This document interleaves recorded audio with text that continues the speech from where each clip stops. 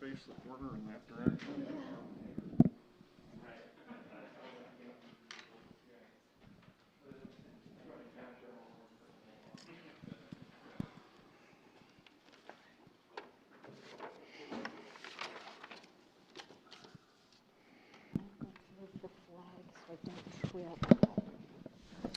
Okay, we'll get started for tonight's meeting. So council meeting follow-up. Anything from the last council meeting we need to discuss? Anything from anybody? Okay.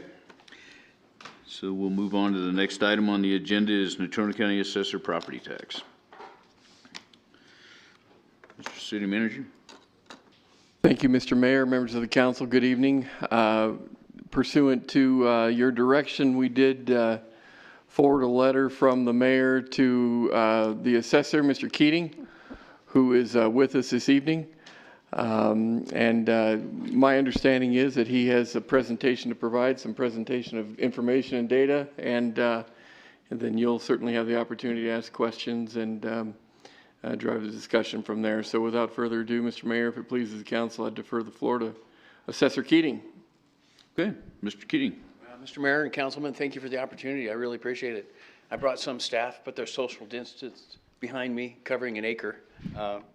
But they'll also help respond with anything, any questions that you might have. When I ran for this office and was elected a year and a half ago, I was making the comment that the assessor's office was broken. And I was right. Part of the issue was I didn't know how right I was. There was, you know, when we mailed out notices of value by the fourth Monday in April or soon thereafter, which is the state statute here, I don't know, about 6 weeks ago, we mailed out in excess of 47,000 of them. And we mailed out those notices of value for the first time in Natrona County being statistically compliant. In the last year and a half, we've worked very closely with the Department of Revenue in getting us to a point that we're statistically compliant inside those statistical bounds. To do that, we've had to work with the Department of Revenue and work diligently with those. And I've really got to credit the staff behind me and those that are still working right now inside the courthouse to get us to a point where they allow me to be able to say that I am the first assessor in a number of years that has mailed out a fair and equitable application of the mass appraisal system in Natrona County in some time. Now, we have, you know, in excess of 47,000 plus accounts. And when I started a year and a half ago, we had to clean up the RealWare program. The RealWare program, I don't know how much down a rabbit hole you want to go, but the RealWare program that we use has all of those accounts inside the program. But we had to clean it up because there were residential vacant accounts that had improvements on them, and et cetera. We had to clean up, and every value that we sent out this year was based off of sales. We had to clean up the sales files because to break it down, and I wish I had a Rosetta Stone because it's difficult to have a conversation when the only people that understand the mass appraisal system, in my opinion, is the Department of Revenue and the 23 assessors' offices in the state. Not the county commissioners, which tragically, and you councilmen, as bright as you are, don't either. So we'll do our best. We'll answer any question that you have, and we'll do our best to make a presentation, but trying to explain something that is difficult at best, really, to understand. So in this mass appraisal system, do we miss anything? Absolutely. Are there pockets that we still need to work on? Definitely. Are we working on those? We are. Absolutely.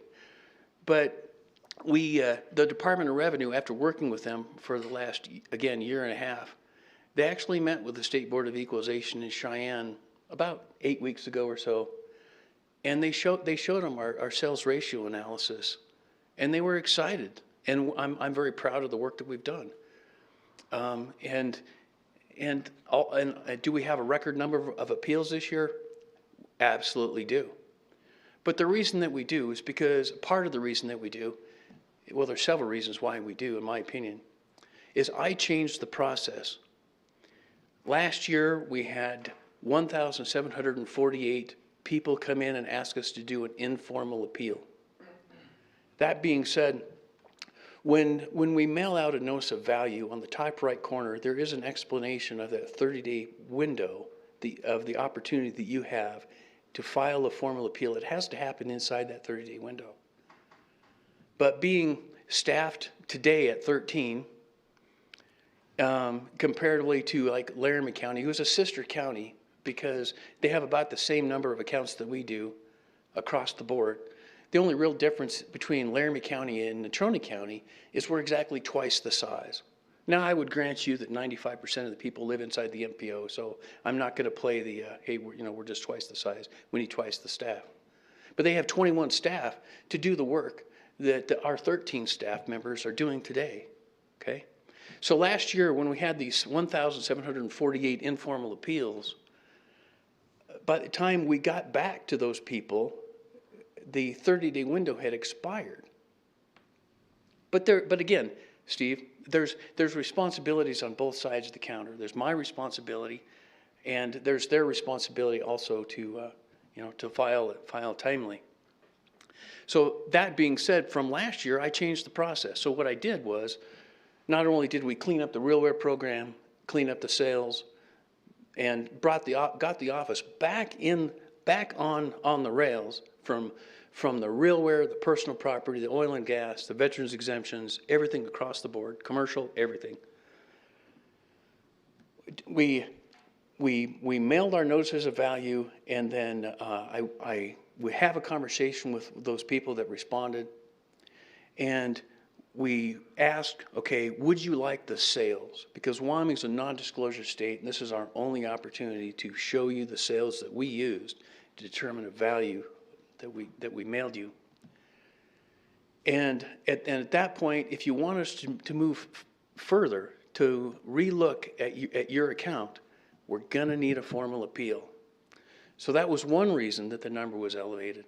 Another reason was we have thousands of accounts where the land hadn't been revalued in a number of years. So, and being out of compliance, this is the first time that I think the Natrona County Assessor's Office can say that we stand on firm ground. And again, do we miss some stuff? Yeah, absolutely, without a doubt. But But even in the last 30 days through this appeal period, the characteristics, the more information that we've gathered has improved the characteristics and tightened up the statistics that we've got. So we're going to phone conference with the State Board of Equalization tomorrow afternoon at 1:30. I can't tell you exactly how the conversation is going to go, but I think it's going to go pretty well. I think that I think they're going to approve our abstract, and we're going to move forward. We're currently in our office. We're currently working on all those formal appeals that we've gotten, and we're reviewing those. There's been some changes that we've made. There's been a few that have withdrawn. And then we're preparing those packets, and then we're going to push them to the clerk per state statute. They're going to mail out packets to those that still have a formal appeal. And then we will defend our values before the County Board of Equalization.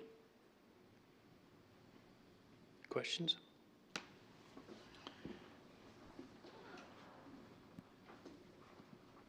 Councilman Cathy. Yes, Mr. Keating, how have you set land values? I'm sorry? How have you set land values? Well, okay, Because that's we the set, biggest thing that I've been hearing is not necessarily the property on it, but land values, the land value themselves are doubling and tripling. And, heck, my land right now is appraised at over 3 times what I paid for it. That would have been the best investment I could have ever made for a retirement plan, but my land, it's a build-up area. Land values should be maintaining the same or potentially going down. do you have a house on your land? Yes, I do. Was there a neighborhood adjustment on your improvement? I did not see where there was any kind of an adjustment on it. Okay, see, that's part of the conversation, honestly, because We also, part of the work that we did is we re-stratified Natrona County.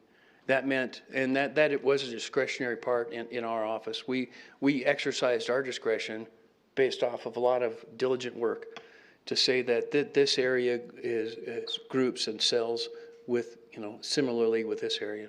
I've used the example of Bar None for an example.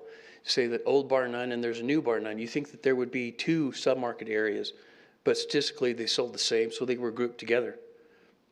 In our sales process, most counties attribute approximately 20% of the fair market value that we're statutorily obligated to provide to the fair market value. Some of the land values ate up a larger percentage, and it's all based off of sales. Our grouping, our land economic areas, we group those. They're all statistically compliant, and they're based off of what somebody paid for something similar. But in situations, and I've seen lots of them, where there's a larger percentage of the fair market value attributed to the land, and then through the process, then there's a reduction or a neighborhood adjustment, lowering the improvement value. So ultimately, where the conversation needs to be is, where did we land on the total fair market value? It's replacement cost new, less depreciation, times the neighborhood adjustment, plus land is the fair market value, Steve, and that needs to be the conversation. As a follow-up, Mr. Mayor? Go ahead. Basically, though, by neighborhood, land values will vary drastically based on location within the neighborhood. If you have a place, say, where Rocky's building his new houses, they're on the south end of what used to be Centennial Hills, between, say, Cornwall and the roundabout on the very south side, where he's building million-dollar homes. That land value along that outer edge is definitely worth more than somebody that's sitting right along 21st Street. So I don't know how you can say that by that being a neighborhood, how the land values are the same. Yeah. You know what, and we gotten away from using the word neighborhood. That's why I'm trying to stress the word submarket area. Because, Steve, you don't understand it, but if you'd come over to our office, I'd be happy to spend some time with you and show you exactly how we stratified the area. But there are a number of submarket areas. I don't know how many, but there's a large number. And you would use the term neighborhood, that's why. Okay, yeah, I'm sorry. Yeah, because it's been difficult when when somebody says neighborhood, they might think of something like Paradise Valley, but what we're doing is we're looking at a statistical, there's some geographical influence, but it's based off of how they sold. Is that fair? In that area, not across town, not someplace else. That's correct. Because I know appraisers use that. They will take a house out of Paradise Valley. Right. And compare it to a house in Eastgate 3. Yeah, and I really want to stress the point that fee appraisal and mass appraisal, truly apples and oranges. I mean, I brought over here today a petition that from me, back in 1994, I submitted to the assessor's office, and not knowing how the system worked, I said, my argument was, they gave me a fair market value of $69,200 for a house I bought in Paradise Valley. And my argument was, well, it's not what I paid for it. So I submitted evidence to them, an FHA appraisal, and they lowered my tax. They lowered my tax, they lowered my fair market value to $60,000. And they did it, well, it's date stamped 8th of July. So I believe that they did it. Not only did they lower it, which is sales chasing, which is not legal, they also did it outside the 30-day window. In that vein, I wanted to mention Gray versus the State Board of Equalization. This is a Wyoming Supreme Court decision that speaks to just exactly that. And just a small quote says that the legislature and the state board have diligently sought to establish equal and uniform methods for taxation of property in accordance with the Constitution. It would be a travesty to arbitrarily disregard that system in favor of the utilization of a purchase price, which would lead to wide disparity in the context of uniformity and equality.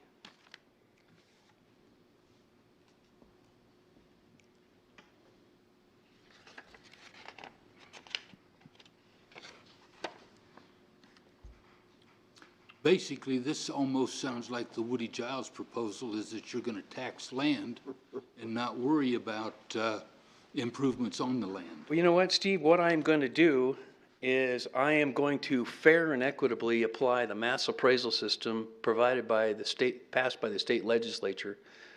Then they directed the Department of Revenue to pass rules to enforce the laws that they have passed. Those Department of Revenue rules carried away the state statute.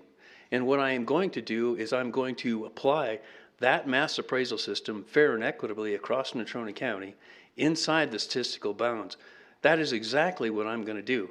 Now, as far as taxes go, well, this is honestly a three-legged stool, because it is the legislature that sets the 9.5%, which is the multiplier off from the fair market value that I provide. And so that's the second leg. The third leg is the mills. So it's the fair market value times 9.5% times the mills.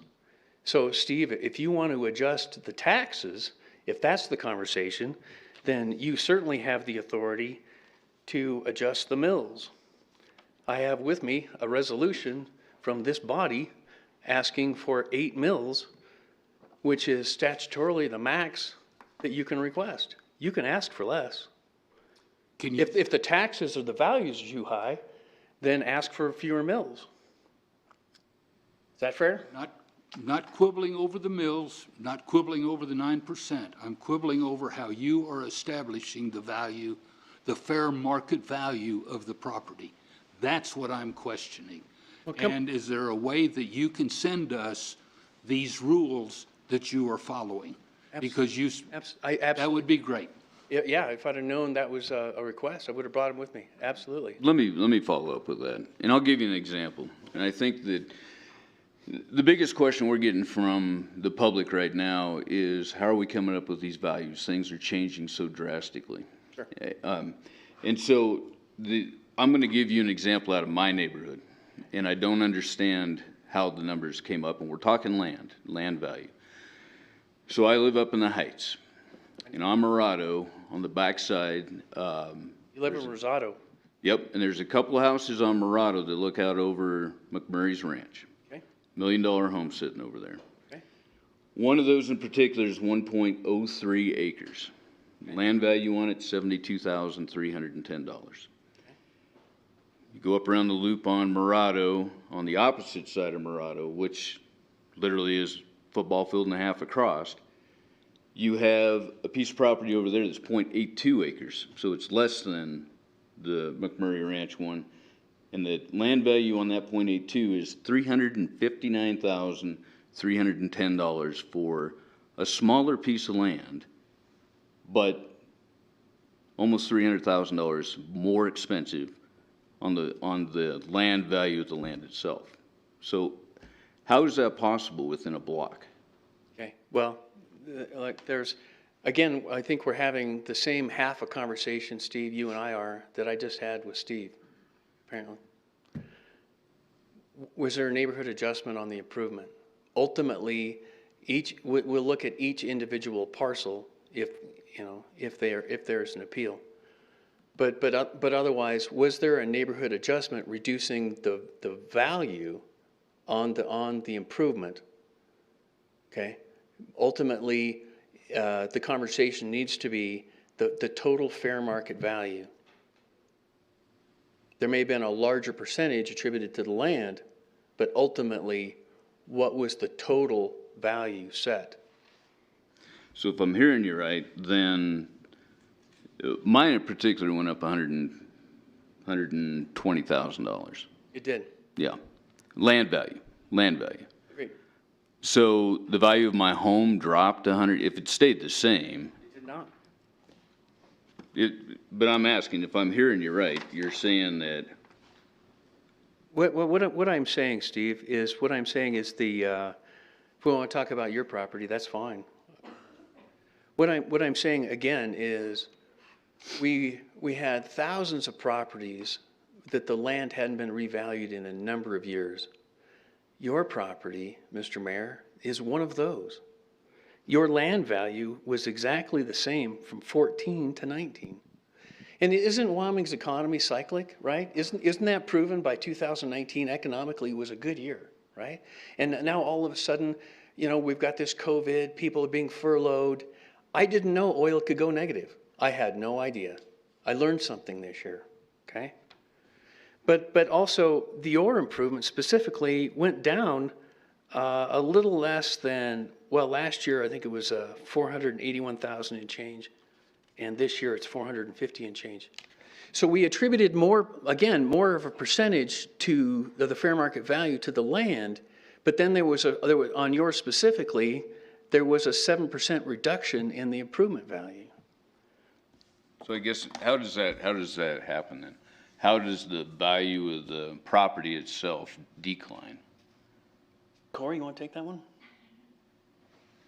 Because these are questions that people are asking us, and I'll tell you, more than none, people just feel like they're not getting any answers, and that's why we asked you to come here, so that we could at least let everybody know, ask some of the questions that they have and try and get some answers. But I think one of them is simply how do we arrive at this, but how does the value, if you do nothing at all to a building, how over a period of a year could it possibly drop 30 or 50,000? I think that's a fair question that people are asking. And how do you lose value on a building? Before Corey explains the process, there's really two things I'd like to say. One, that frustrates me to hear that you say that people aren't getting answers, because I don't know what the number of people that I've talked to over the last several months, but it's been a large number. We've worked hard to reach out. I mean, I'm standing before you today, right? I did a report to Wyoming. I did I've reached out, and we've got intentions to reach out even more between now and the appeals, before we go before the County Board of Equalization, right?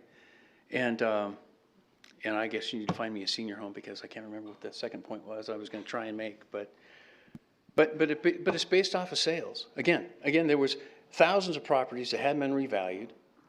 We used 2019 sales, which was a good year, and we mailed them in a downturn. I couldn't plan it any worse, all right? But these are the facts. These are the facts. Corey, can you give us an outline of how the process works? Could you repeat your question? That might help both of us. I don't know. Please.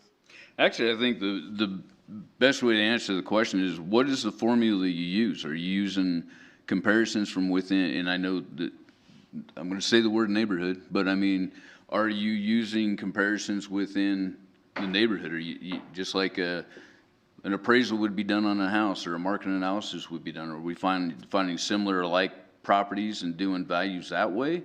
Or what formula are you using? How are you coming about? What formula are you using to apply to every property that takes place to come up with the value, whether it's the value of the building itself, the structure, or the value of the land itself? So it's not going to be just one simple formula. The way that the values are done is we value land first, and then we value improvements separately, and then add them together for the total. So we have what's called an LEA, or a land economic area, and that is how we divided up the county by grouping similar land based off of geographic as well as amenities.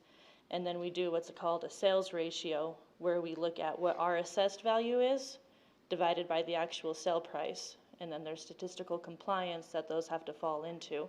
If they don't fall into compliance, that means that they're not selling for the same, therefore they need to be grouped differently. So we have several new LEAs. All of Natrona County was re-stratified for 2020. Ideally, we would use vacant land sales, because that's going to give you an idea of what the land sells for. However, within city limits, it's really difficult to try to find enough valid sales to be able to do that. A valid sale meaning that it's arm's length transaction. Is that the correct term?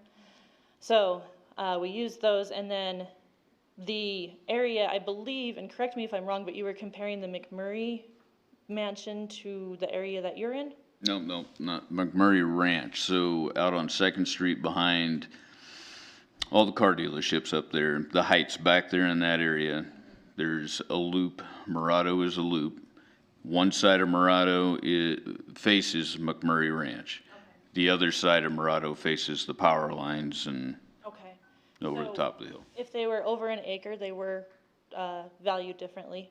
It's kind of like the idea of bulk. The bigger the unit of measure is, the less it is. So price per acre goes down the bigger it gets. But anyway, so we value the land, and we do that per LEA. So then once we get the land values developed, we then take the improved sales and we find the ratio difference that they were selling for from replacement cost new less depreciation. And that neighborhood adjustment that Matt was talking about is reflecting on average what people pay from RC and LD, either above or below. I know he was using your property as an example. Your neighborhood adjustment is a 0.93, meaning that on average in that area, improvements, buildings, we're selling for 93% of what we have for RC and LD, or replacement cost new less depreciation. And different LEAs have different land models. Some of them are a price per unit, which is a price per square foot or a price per acre. Some of them do a multiple regression analysis, which is again that idea of bulk. So the larger the parcel, the cheaper the unit of measure is. It all has to fall within compliance. So each model is analyzed, each sale is analyzed, and we keep working until they all fall within the statistical compliance.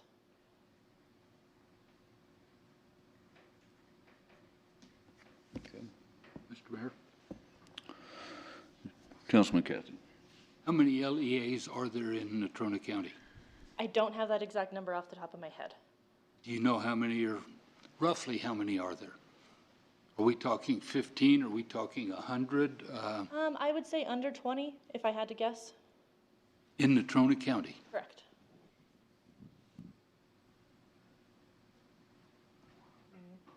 How about within the city limits? I would say under 10. City of Casper, correct? Yes. Councilman Huber. Okay. Thank you, Mr. Mayor. I've got a question and kind of a comment. Perhaps I missed something, but the meeting that you're talking about tomorrow with the State Board of Equalization, what's that going to be about, and what's going to happen there? Okay, all the work that we've done, we have our cumulatively local assessed, and the state assessed. Together, those numbers together is called the abstract. And the State Board of Equalization reviews that, and all the statistical parameters inside of that. The median, the price-related differential, the coefficient of dispersion, the sold, unsold, all those statistics need to be in line for every area that it is that we value. So the residential improved, residential vacant, commercial improved, commercial vacant, all of that. We'll be going over all of that tomorrow. And then the State Board of Equalization, which is 3 people appointed by the governor, will either approve or not that abstract. Well, they'll be reviewing it tomorrow, and maybe they'll take it under advisement, but they'll approve it. And you know, they could take action. They could be, you know, since when we walked into the office in January of last year, they, you know, Natrona County was so out of compliance, they put us under a work order, you know, so there's always the threat of an equalization. So, and an equalization can look a number of different ways, but we've worked with the Department of Revenue to get the office back on the rails. And so I don't know what the State Board of Equalization is going to do, but I'm anticipating that they're going to approve our abstract.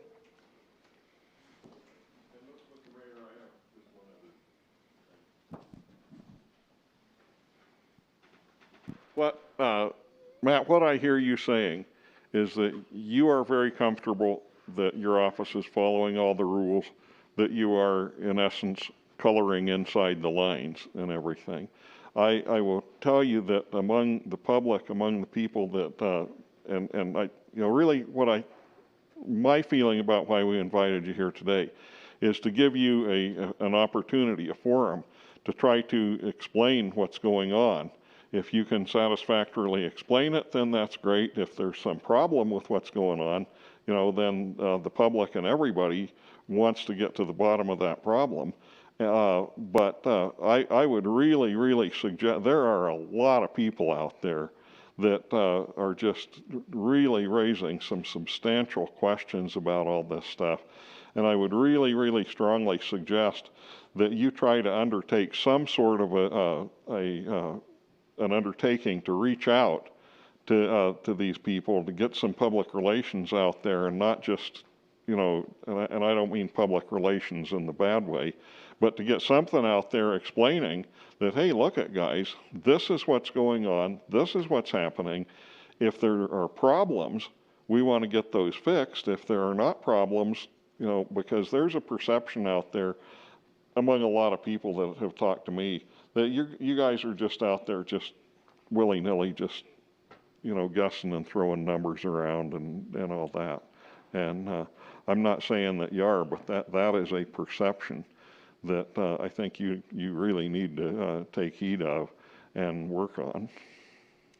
I really got to give credit to my staff. They have suggested that we continue to reach out, and they're working on that to set up 3 meetings with people that do have appeals in. 3 different meetings because the large number of appeals, to try and explain the process. But we haven't been hiding in a closet. I have not had my head buried in the sand at all. I've reached out to the paper. Oil City News reporter was in last week. Again, we did report to Wyoming. We've been there, and during the appeal process, there's been a large number of people reaching out to us. So we're doing everything we can to explain it, right? But the perception is what it is. We are coloring inside the lines, Councilman Huber, to use your analogy, but we are implementing the mass appraisal system per state statute. Now, if there is going to be legislation changed, fine, but that's outside my scope. Some states have a percent that it can change. We don't have that. California, you pay taxes off basically what you paid for it. Fine. But what we are going to do, we've been accused of all kinds of things, but what we are going to do is our jobs. What we are doing is, again, a fair and equitable application of the system, of the laws that are on the books. You want something different? Fine.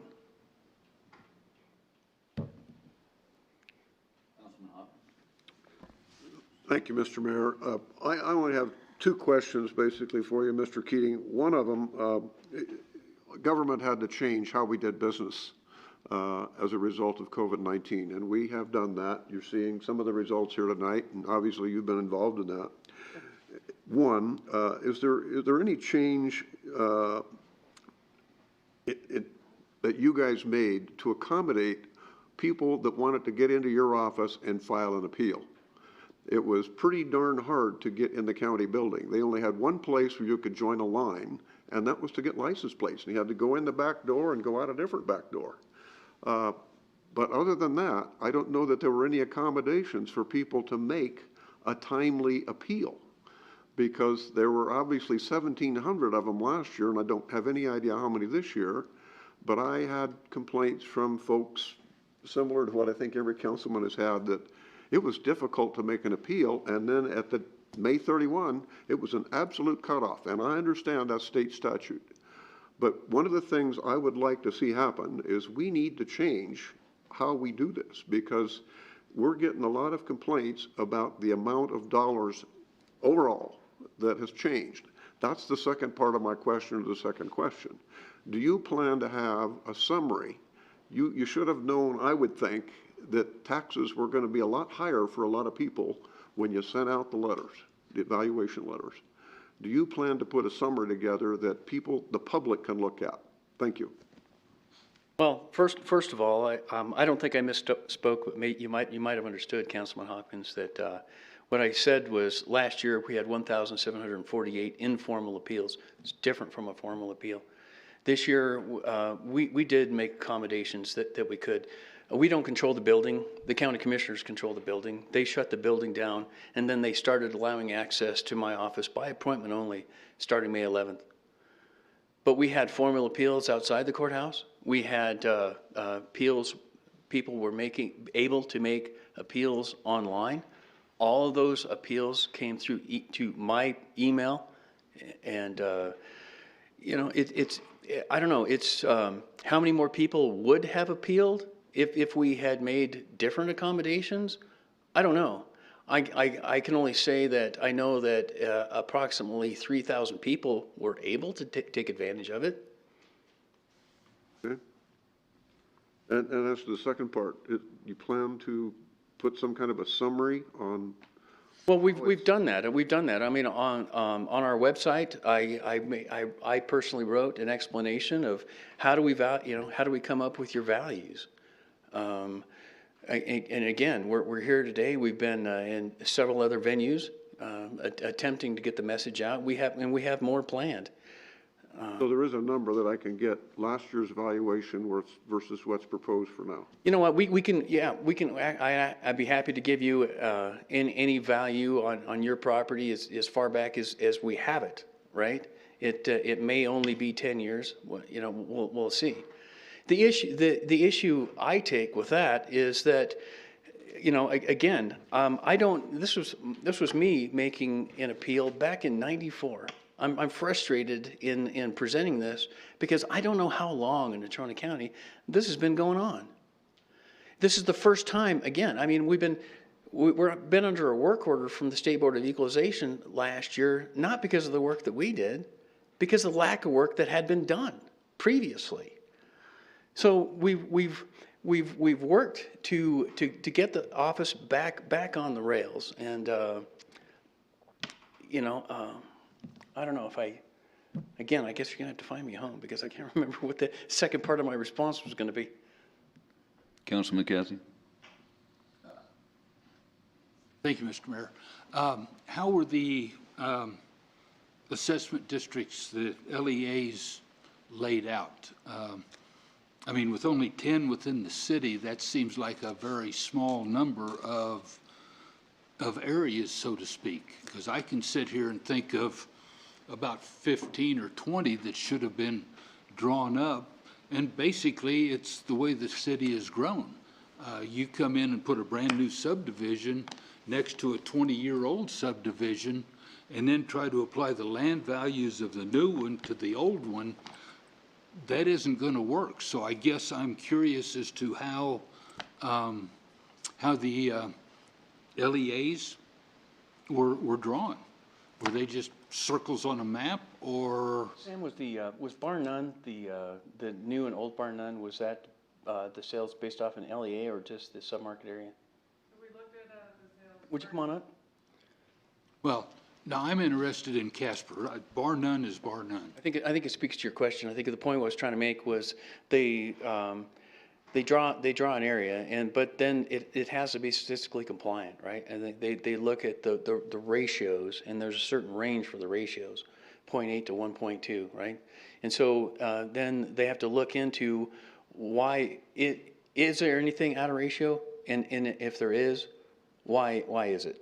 I think is it fair to say maybe somebody got a smoking deal, or maybe somebody overpaid, or maybe it's in the wrong LEA. Fair? So.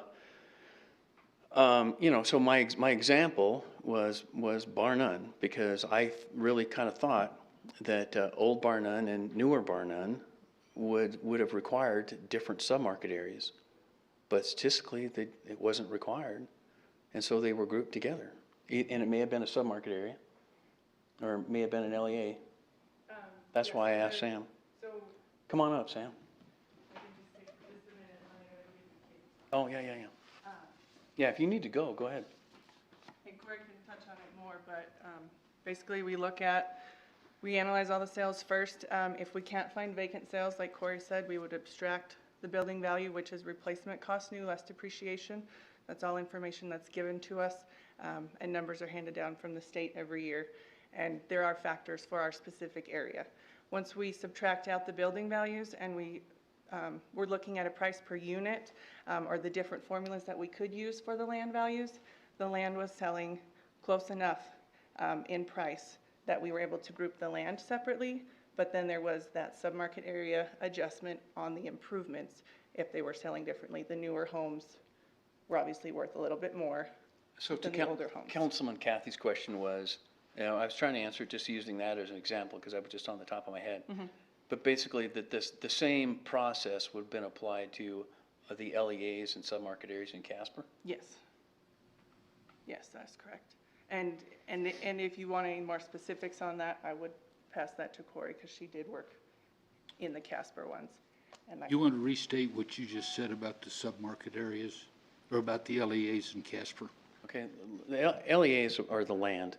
First we develop the land values, and then we look to the improvement values. But the improvement values, we call it. I'm not worried about improvements, land value. That's what everybody's beef is land value. Okay. And what you're telling me is that the land at the northeast corner of 12th and Newport, with a house that's been there for 40 years, is worth the same value as the new subdivision immediately behind it. I've been in my house 20 years, and the value of my house this year. Your land. Again, Councilman Cathy, you've got to look at where did it land totally. Just like the mayor's, his improvement was reduced 7%. You need to look at the total fair market value. By state statute, that's where rubber meets the road. That's what our office is mandated to produce. Well, what you're doing is you're increasing land value and decreasing property value as it ages. And that land value is not going up. And that's what the people are upset about, is that they have a 40-year-old house that that should be depreciating. But their land value keeps going up in the middle of a neighborhood that's been there for 40 years. And that land value is not going up. Yeah, I totally disagree with you. And here's some of why. Again, I paid $107,500 for my house currently on the corner of Bel Air and Sycamore, right? If somebody offered me twice for that today, I'd say they're very low. Did I do any improvements to my house? Well, yeah, I take care of my house, right? And my value based off sales, that's this whole deal, this mass appraisal. It's not comps. It's mass appraisal. It's the easiest way to say it is based off of what somebody paid for something similar. The value of my house went up $20,000. But that's replacement cost new, less depreciation plus land. The fair market value, that's the statute. Is the house depreciating? This house, I can't speak to that house. I can speak to mine. Is my house depreciating? Not according to the market. No, sir. No, it's going up about 3% a year.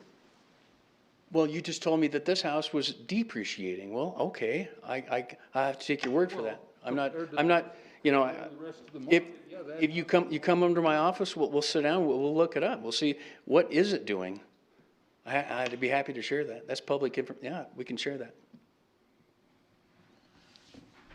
I guess just to segue off of that, if you're looking and saying that a property is depreciated 7%, why did the land not depreciate? Why is it going up? We developed the land values based off sales. We stratified. We exercised our discretion to say that there's a geographical influence, but a line needs to be drawn here, you know, between this parcel, and this is extremely general. But if you guys come over to the office, we can get more specific. And then again, based off of sales, what people pay for something similar we came up with a mathematical model that Corey spoke to earlier, right? A price per square foot, a price per acre, an MRA, for example. But it had to meet those statistical bounds, right? And then we go and apply it, right? And then we add the improvement back. And then again, it has, when we do that, and we add the neighborhood adjustment in this complicated process, I'm sorry, it's difficult. I wish it was easier. We do this again inside the statistical bounds. There are ranges for the ratio, there are ranges for the median, the price value differential, and the coefficient of dispersion.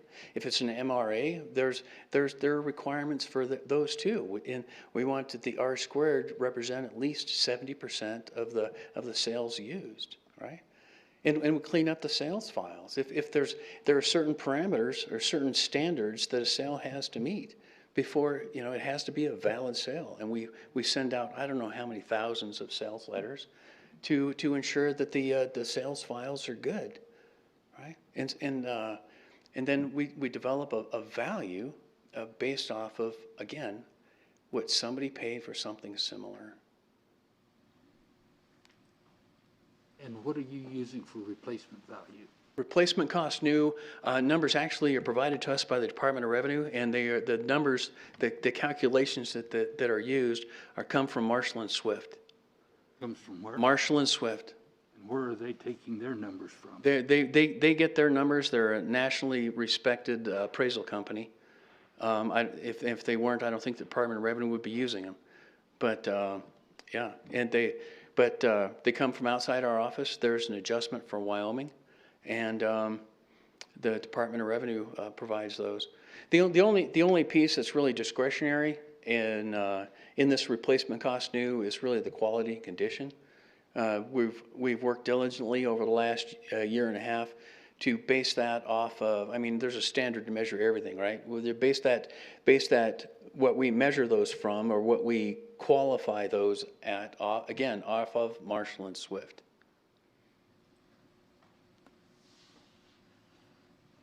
Vice Mayor Lutz. Sorry. Just a side note, when we're using terms, I think we're causing more confusion than is necessary. So when you're talking about depreciation, chances are you're referencing like accounting depreciation. That's not necessarily what we're talking about. So if your home is somehow a business asset, is going to naturally depreciate over 30 years because that's standard accounting. That's not the same as what happens in real life. Chances are, as long as you take care of your home and you live in a decent neighborhood, your house will only appreciate. So even though in your head you might be thinking of it as an asset and all assets depreciate, that's not true. Land in accounting world can't depreciate. You legally cannot depreciate land because land is land. Nothing changes to it. You can maybe do depreciation on improvements, but the land is the land. And so land can't depreciate in the accounting world. I just kind of wanted to differentiate because a lot of the terms we're using, I think we're thinking of them in accounting terms, but they're different when we're talking about this type of stuff. This has nothing to do with like what you would, your brain associate the word depreciation with. On that note, and I think we're talking about so much, I'm getting off track. So when you said at the beginning that basically only the State Board of Equalization and the 26 county assessors, 26 county assessors, 23 counties. 23, thank you. That only they would understand. What were you referencing? Do you mean like the terminology? Do you mean like the equation? What part of that? All of that. The mass appraisal system that the legislature. I mean, look. I mean, as councilmen, right? I don't know what kind of expertise, what kind of acumen that you guys hold on building a road, right? Or for law enforcement, right? And so when you don't have that kind of expertise, you look to an expert. That's what the legislature did. They don't understand the mass appraisal system. You can't do a fee appraisal for how many houses in Natrona County every year. It's not practical. So they had a need and a problem. They looked to the International Association of Appraisal Officers, the IAAO. And it was them, it was they looked to, it was them that they attributed to say, hey, you know what, those guys are the experts. And it was there that they got the direction to pass the laws that they got that adopted the mass appraisal system that we have. But I'd be happy to share all of the rules that that the Department of Revenue has passed, or any state statute that we use in this process. And I wish I had a Rosetta Stone to help, translate, to help connect this conversation, but I don't, and it is difficult. So yeah, the whole ball of wax. Oh, and I completely understand that, and I definitely wasn't looking for an explanation. I think what I was getting at was, I think, whatever, as American citizens, we prefer transparency, especially when it comes to things related to our money and things of that nature. And so I think what concerns me is, if I have a bachelor's degree in accounting and finance and a master's in business and I can't understand it, we have a problem. And so I think because there are billions of people that are smarter than I am, and if they also can't understand it, we really have a problem. And so I think what I'm blowing back down, and this has absolutely nothing to do with you, sir, individually. I mean, maybe we're at the point where we as citizens need to tell the legislature that this doesn't work. Because as far as income taxes go, I can sit anyone in this city down and ultimately explain to them how they themselves can calculate income taxes on their earnings. There's no secrets, there's no formula that is complicated. I can teach anyone how to they themselves calculate their income taxes and what they owe the government. And so I think what concerns me is, if I can't do that with this, then I can't work backwards. And frankly, I don't think anyone has the grounds then to say that their calculation isn't correct, because they don't understand how their calculation is done. And so I think what that boils down to is, we as representatives of citizens and citizens themselves need to tell the state legislature that this doesn't work for us anymore. If we can't calculate it ourselves, or you can't dumb it down to where the average citizen or somebody with a master's degree can understand it, then we have a problem. Councilman Lutz, look, can I make comment to that? I think you could understand it, but it would just require, taking some classes, or you're welcome to come over to our office and sit down with us. You're obviously intelligent. You've got a math background. I think you could understand it. I would caution you to move slowly before you ask the legislature to throw something out that you don't understand. We have 5 people, which I think is more than they've had in Natrona County and maybe ever, that are permanently certified, by the Department of Revenue, okay, to be property tax appraisers, right? And over the last year and a half, we've worked very hard to get where we're at. But what I have developed over the last year and a half is a respect for the system. It's a good one. It's a good one.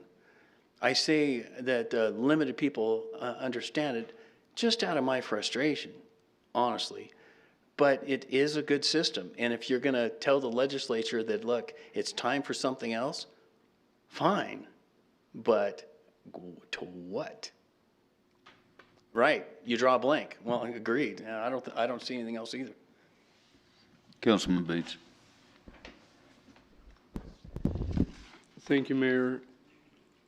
With your permission and the council's permission, and if not, I totally understand, but we had a citizen that emailed us with multiple questions, entirely 11, but they have it down to 7.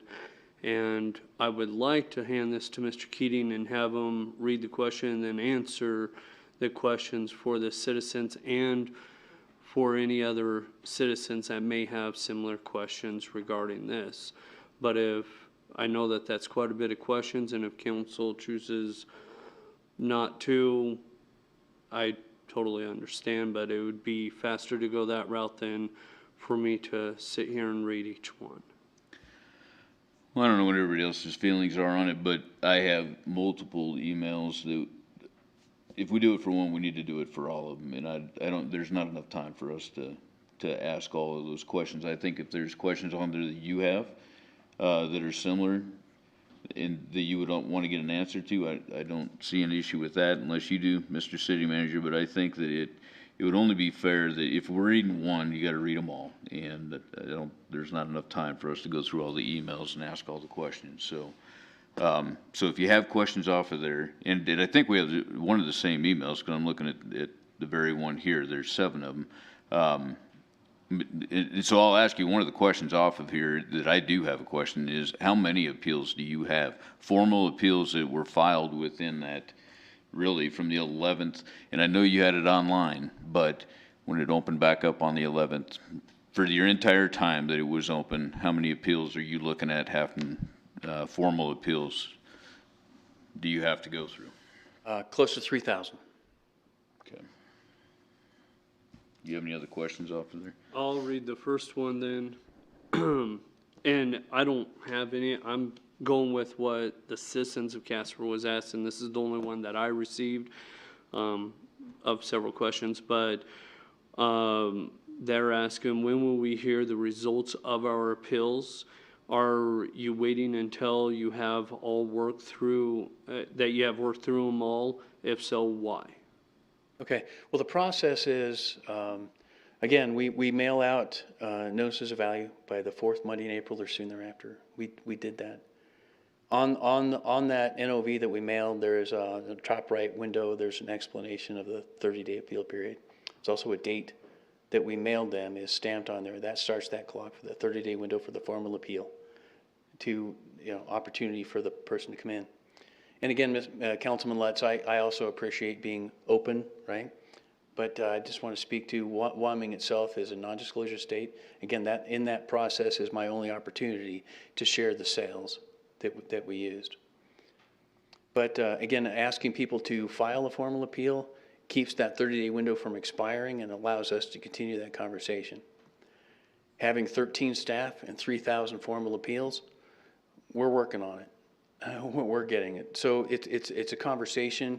Well, part of the conversation we had with the county commissioners last week was they're thinking they would hold the appeals with going before the County Board of Equalization. It looks like potentially September. If it is September, then 40 days prior to that, we're going to be exchanging information. We have to, and after we finish our packets, we'll push them to the clerk. The clerk will then schedule the hearings before the County Board of Equalization, and then we have to have our packets, or she'll have to have, the clerk will have to have the packets to the person that appealed 30 days prior to the County Board of Equalization. But we're not, we're working pretty hard. We're not sitting back waiting for anything, honestly.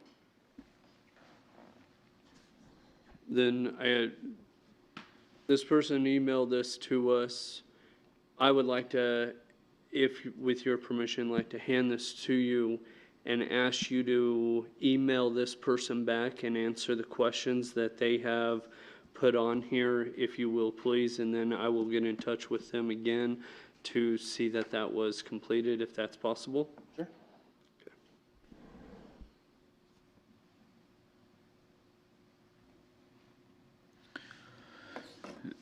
I have one more question. So talking to a few developers around town, so correct me if I'm wrong, but there are, what they're seeing as far as their taxes this year have obviously gone up on the land that they have, developed or undeveloped. But it seems that the undeveloped land is being taxed at the same rate as that's been developed. So raw land that is platted through the city for future development on paper, but has not been developed yet, is that being taxed at the same rate as lots that are developed, streets that have infrastructure and curb and gutter and all that put in, and then raw land itself that have absolutely nothing at all done to them? It's just dirt sitting out there. Are those being taxed at the same rate? No. Okay. Councilman Johnson.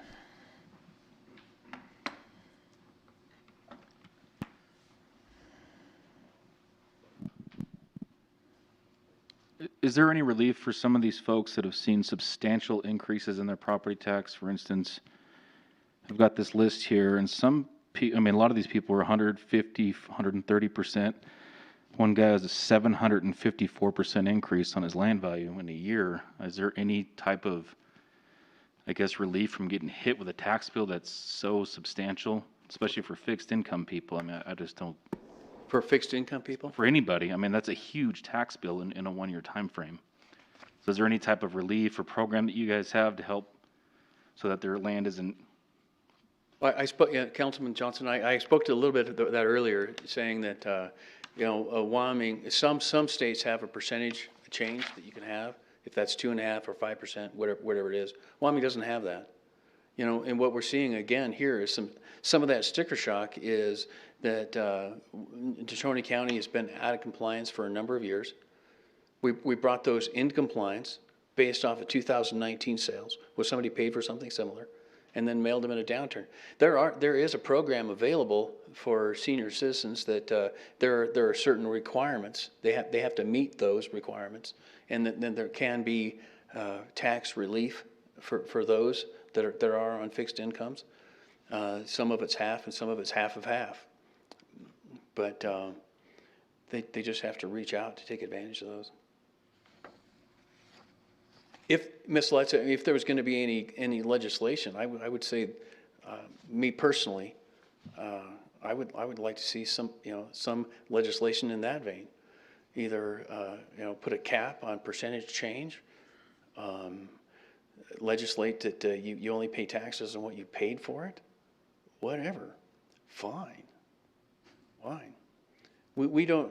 Our efforts aren't to make this system a complicated one. Our efforts are to educate ourselves and to implement it equitably, fair and equitably across the board, and we've done that. Councilman Cassidy. Go back to some of the things that Councilman Johnson was mentioning. We have one here that's at 1240 Murado, your area, which is 1.03 acres. And then you have a 0.93, so 1/10 of an acre difference. And you're looking at $72,310 for the land value of the 1.03. And you're saying that 0.93 is worth $406,160. Well, for the Within third two time, houses of each other, that's wrong. Councilman Kathy, thank you for that.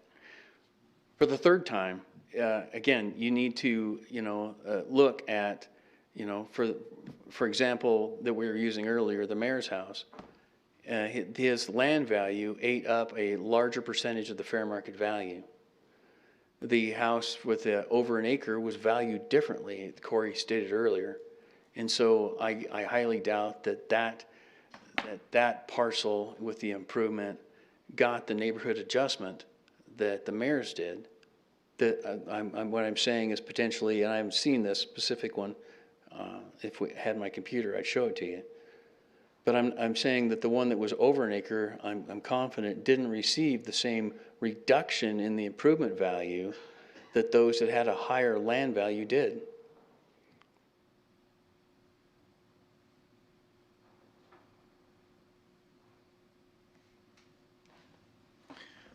While he's looking that up, I Both got a 6.2% decrease in building value.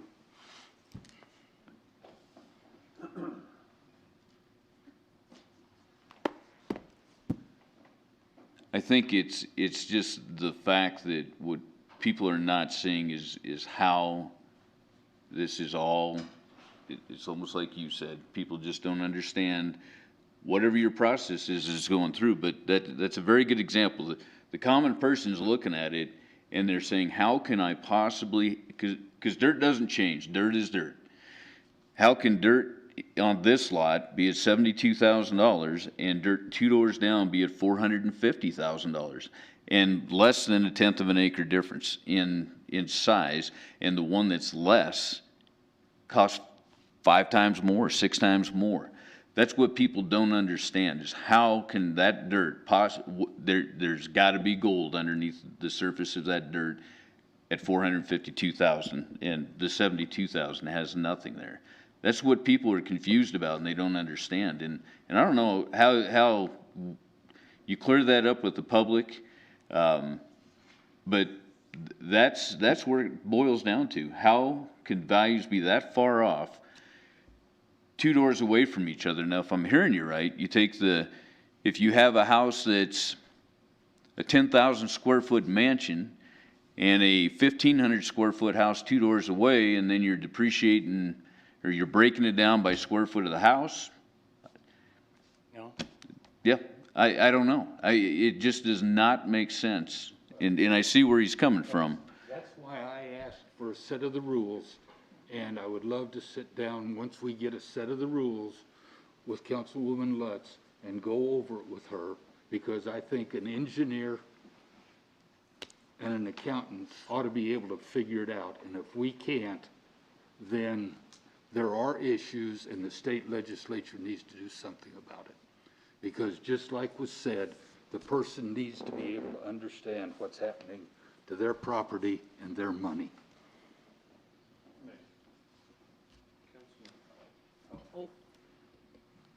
Councilman Bell. You're going to hold it, okay. Mr. Keating, I don't know how to word this, but we know that there have been parcels of land in our city's core that have been vacant for many, many years. And I'm wondering if those are some of those parcels that have not been reevaluated over an extended period of time. And I don't know if this is a fair question, but would it be your impression that we've had a system in place that has basically created incentives for people to hold on to parcels for long periods of time because the taxes that they're paying on that is well below the actual value of that land because it hasn't been reevaluated, and thus creating a disincentive for people to develop those parcels? Well, our conversation with the State Board of Equalization last year was that our commercial values are low. Part of what we do in the assessor's office is discovery. The Department of Revenue rules, which carry the weight of state statute, state that the assessor's office shall visit every parcel once every 6 years. Yeah, and certainly we're discovering properties that haven't been on the books, or a house that's being valued as a garage, or any number of things. But again, Laramie County, for an example, they have 11 people dedicated to that, and today I have 5.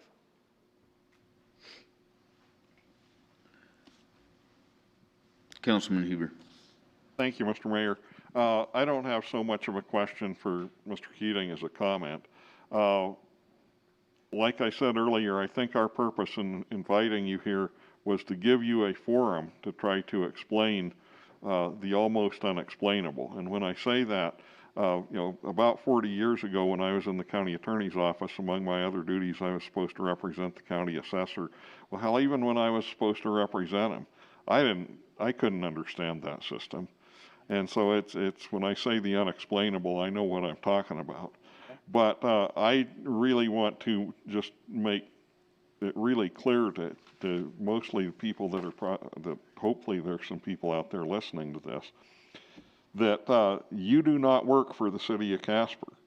We don't have any authority over setting the assessments or any of that kind of stuff. That is your responsibility. You are an elected county official, and you have to try to follow the laws that are established by the legislature, and the rules that come from the State Board of Equalization, and the rulings that come from the county commissioners when they sit as the County Board of Equalization. And while we have given you the courtesy and the opportunity to come here and try to explain this, I want to make sure that everybody in the whole world knows that you don't work for the city of Casper, and that we don't have any authority over telling you to do or not do anything. And if you could see through my mask, you'd see that I'm smiling when I say that. I'm not saying that in a mean way or anything, but I just really think that that's important, because we get all of these things from everybody in the whole world that you'd think that we have all the power that there is, and we don't in a lot of these instances. And I just want to thank you for coming and trying to do what you can to explain this. Thank you, Councilman. I appreciate it. Yeah, but again, I would reiterate, I think you're mostly right. because although you know, the authority that you do have is your mill request. And so if you think the taxes are too high, ask for fewer mills.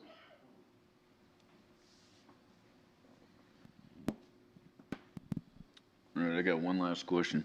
Are commercial properties, are those at a different rate, or is there a different formula that are applied to those as would be residential? No, the residential and commercial are valued the same. It's all off of sales. So it's gathering those sales, it's vetting the sales, making sure there's a clean sales file, and then, you know, making sure or doing our best to ensure that the characteristics of that property in our realware system are correct.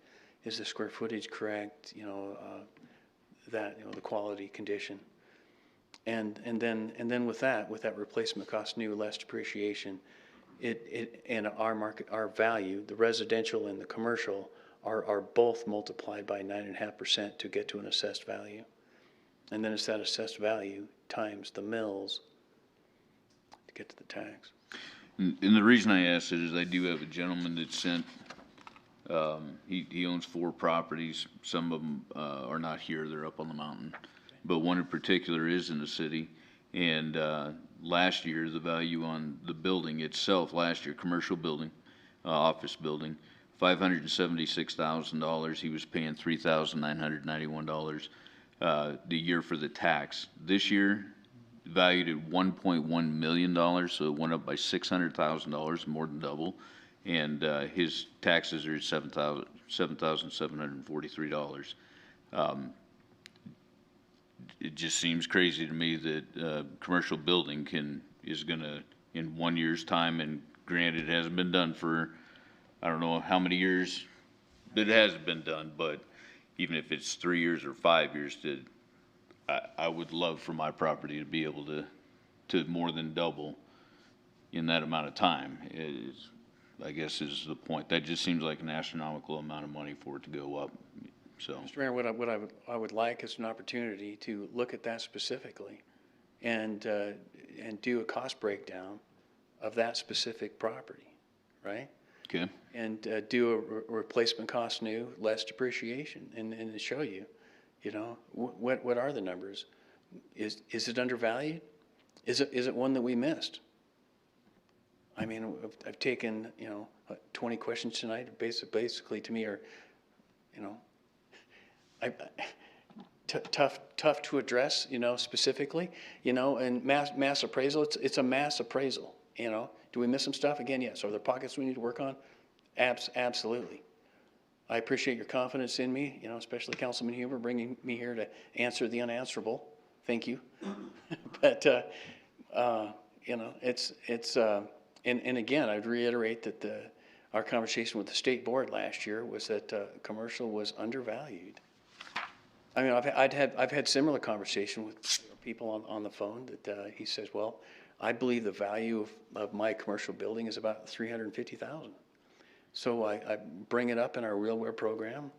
I do a cost breakdown, and I'm seeing that replacement cost new is $1.5 million. And after 33.91% depreciation, it was just under $1 million. So maybe he was undervalued, or, you know, Steve, I'd be happy to look at it. Anybody else? Councilman Bates. I'll need your help with this, Mayor. Something that clicked in my head that I don't understand. You asked the question for land that is not developed and it's just dirt, compared to land that, but it's going to be developed. I mean, there's the plans for it to be developed, but then the land next to it is developed, right? And then you asked if the assessment of the land was going to be the same, if it will be the same amount of money, and you said no, it wouldn't. And so the property that I'm thinking of is over by where Mr. Morgan's kind of was, but there's off 46th Street. There's all that land that's going to be developed, but not yet. Then there's all the houses there. that is developed. Now, you said that those two properties will not be assessed the same, but yet I thought you said that you take it in LA zone that land, no matter what the land, dirt is dirt, that it's gonna be assessed the same. So I'm kind of confused by that. I think I can help with that. I think what I heard the question was, are they valued the same? And my answer to that is no. So platted, semi-developed, if there's some development, we have sales to show that it's valued at 30% less. If there's no development, then it's valued at 50% less than fully improved residential property. That was my answer. And what my example is that, well, let's just take Greystone, for instance, over off of Talon and Wyoming Boulevard. Okay. So you have some houses that are built in there, but you also have some lots that are vacant lots, developed lots with water, doesn't even have taps to them yet. They are just raw land with curb and gutter, and they are lots laid out that I could tangibly go to today and say, I want to buy this lot and I want you to start digging and put a house on it tomorrow. Then there's, Developer? what's that? Is it the same developer No, that you're talking about, this Greystone? no. Okay. Well, yeah, in my example, so they own all this land, all right? Now, at the other end of the development itself, there's no streets, there's no curb, there's no gutter. It's just raw land. But it's all in the same development itself. So the ones that have curb and gutter around them, that are lots that you could go to today, and if it said lot 1, lot 2, lot 3, and you walked up and said, I want to buy lot 2 today, and this is the dollar figure on it, they're actually in the ground, you can see them. Is that assessed and taxed at the same rate if right across the street is a vacant field that may be platted through the city, may be platted for future development, but there is nothing there, it's just dirt. It's a vacant field, weeds growing, no streets, no curb, no gutter. Is this dirt valued the same as the dirt over here that has no structures, no buildings, nothing on it? The only difference between the two is there's a curb that outlines the lot. And the answer is, depends. A developer that is developing an area, a developer that has a large area, made a purchase, it's platted undeveloped, and then begins the process of developing it. There are certain requirements that they can meet, but they can apply for a present worth. So, and the present worth is basically number of lots, length, time of absorption, et cetera. And those reductions, percentages, depend on the number of lots, and those percentage reductions are given to us by the Department of Revenue. So and the reason I say that it depends are those that are vacant, undeveloped, are they included in the present worth? If not, then no, they would be valued differently. So we have sales to show that platted undeveloped, platted with some development, and that is sell for about 30% less. But platted undeveloped with no improvements sells for about 50% less.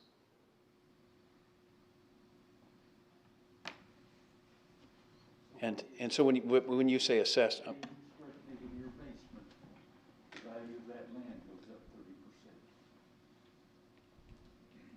well, I think it would go up 20%, because platted undeveloped with no infrastructure sells for 50% less, but with some infrastructure it sells for 30% less.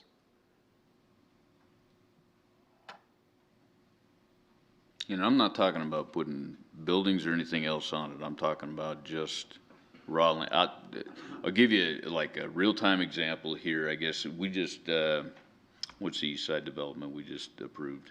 Kensington? Is it Kensington?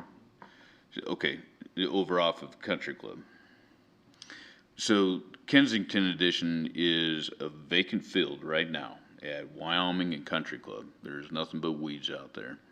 That's platted on GeoSmart, and it shows, well, it's now platted. But nothing's been done with that. Is that land being assessed the same amount as, take Croydon or Boots? Any of those lots over there that are not built on, no improvements on it whatsoever, they are dirt lots with weeds growing in the middle of them. The assessed value on those lots, is that being assessed the same as the vacant dirt, no streets, no curb, no gutter, just weeds growing on it also? But are those? Again, what I'm saying is residential improved, sell differently, and there is a 30% reduction for residential vacant with minimal improvements. And then there's a 50% reduction from the residential improved for those that have no improvements. I don't know how to be any clearer. What he's saying is if you drive from 12th Street to Blackmore on the east side of Newport, you start off right there with curb, gutter, asphalt streets, and then you go right into nothing. Actually, they're using it to dump dirt. So what he's saying is that this land is selling for, this land down here where they're dumping dirt is worth 50% less than one of those lots with the house up there. And he is saying that those lots that are there with no house are worth 30% less than the lots that have houses on them. That's why I said go buy a lot, start digging your basement, and your land value, according to what Mr. Keating is saying, goes up 30%. So dirt is not dirt. Well, dirt is dirt. They're not making any more of it. You're a realtor. I can't, you have a, I don't know, probably better explanation of why I think that prices are holding. Maybe it's supply and demand. One thing I know about dirt or land, they're not making any more of it. But that's your expertise, not mine. Do you have any more questions for the assessor? Anybody else? Did I sum that up right about those three sections of land? I think your percentage was off, but You said that's okay. 30 and 50. What I said was residential improved, and compared to residential with some improvement sells with 30% less, and then residential platted but undeveloped, no improvement sells for 50% less. That's what I meant. So if you start an improvement, I think the difference between the 30 and the 50%, if that was your example, wouldn't be 30%, it would be 20%. And then to go from residential with some infrastructure to residential improved, that would be an increase of 30%. And that, I think that just answered my question. So unimproved would be 50% less than improved. Houses on it, 30% or 20% less, whatever the percentage was, just having curb and gutter in there. But raw land itself would be 50% less than a finished product. With no infrastructure, yeah. So, okay, that was a question that came from a developer, so I'll make sure they come down and see you because they did go up substantially. You know, the present worth, if they are a developer, if they're advertising, they're actively, and they have infrastructure, and they meet the requirements of present worth, we'll work with them. We'll, absolutely. We're doing it now. But ultimately, those prices stay as raw land until they do something with them and not do it as in I sign off on a plat and all of a sudden the cost goes up, correct? Right. Well, again, it goes back to our grouping, our land economic areas, based off of clean sales file, what somebody's paying for something similar, and then finding a mathematical model that fits. And we develop a value, absolutely. Okay. Anything else? Okay. Thanks, sir. Thanks for the invitation, you guys. Thank you.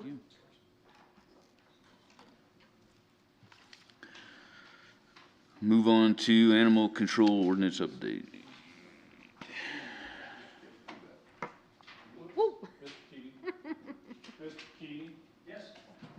He's gonna give you that email.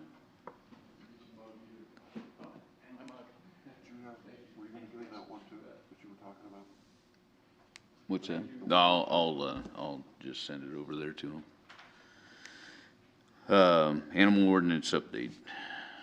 Mr. City Manager. Thank you, Mr. Mayor, members of the council. A number of months ago, the council, probably consistent with the actual implementation of the new animal control and care ordinances, suggested that over a 6 or 7 month period of time, this topic be brought back to the city council to discuss the changes and talk about the possibilities for improvements perhaps with regard to animal control and care in the community. As a part of that process, the police chief as well as the city attorney evaluated those ordinances and their application and their effectiveness. The city attorney has a number of suggestions by way of language changes that he'd like you to consider. The police chief has some brief statistics that he could share with you tonight too, and potentially answer questions that you might have. So pursuant to what you'd like to see, Mr. Mayor, members of the council, I would be happy to defer to the attorney to review some of the changes, and if it pleases the council, a visit with the chief to talk about some of his experience as well. Okay, Mr. City Attorney. Great, thank you, Mayor, Council. Surprisingly, there are fewer changes than I would have anticipated, even though you just modified this ordinance. It was an incredibly lengthy ordinance, very detailed, quite intimate when you get to the different aspects of animal control in a city of this size, and with some of the problems that we've had recently.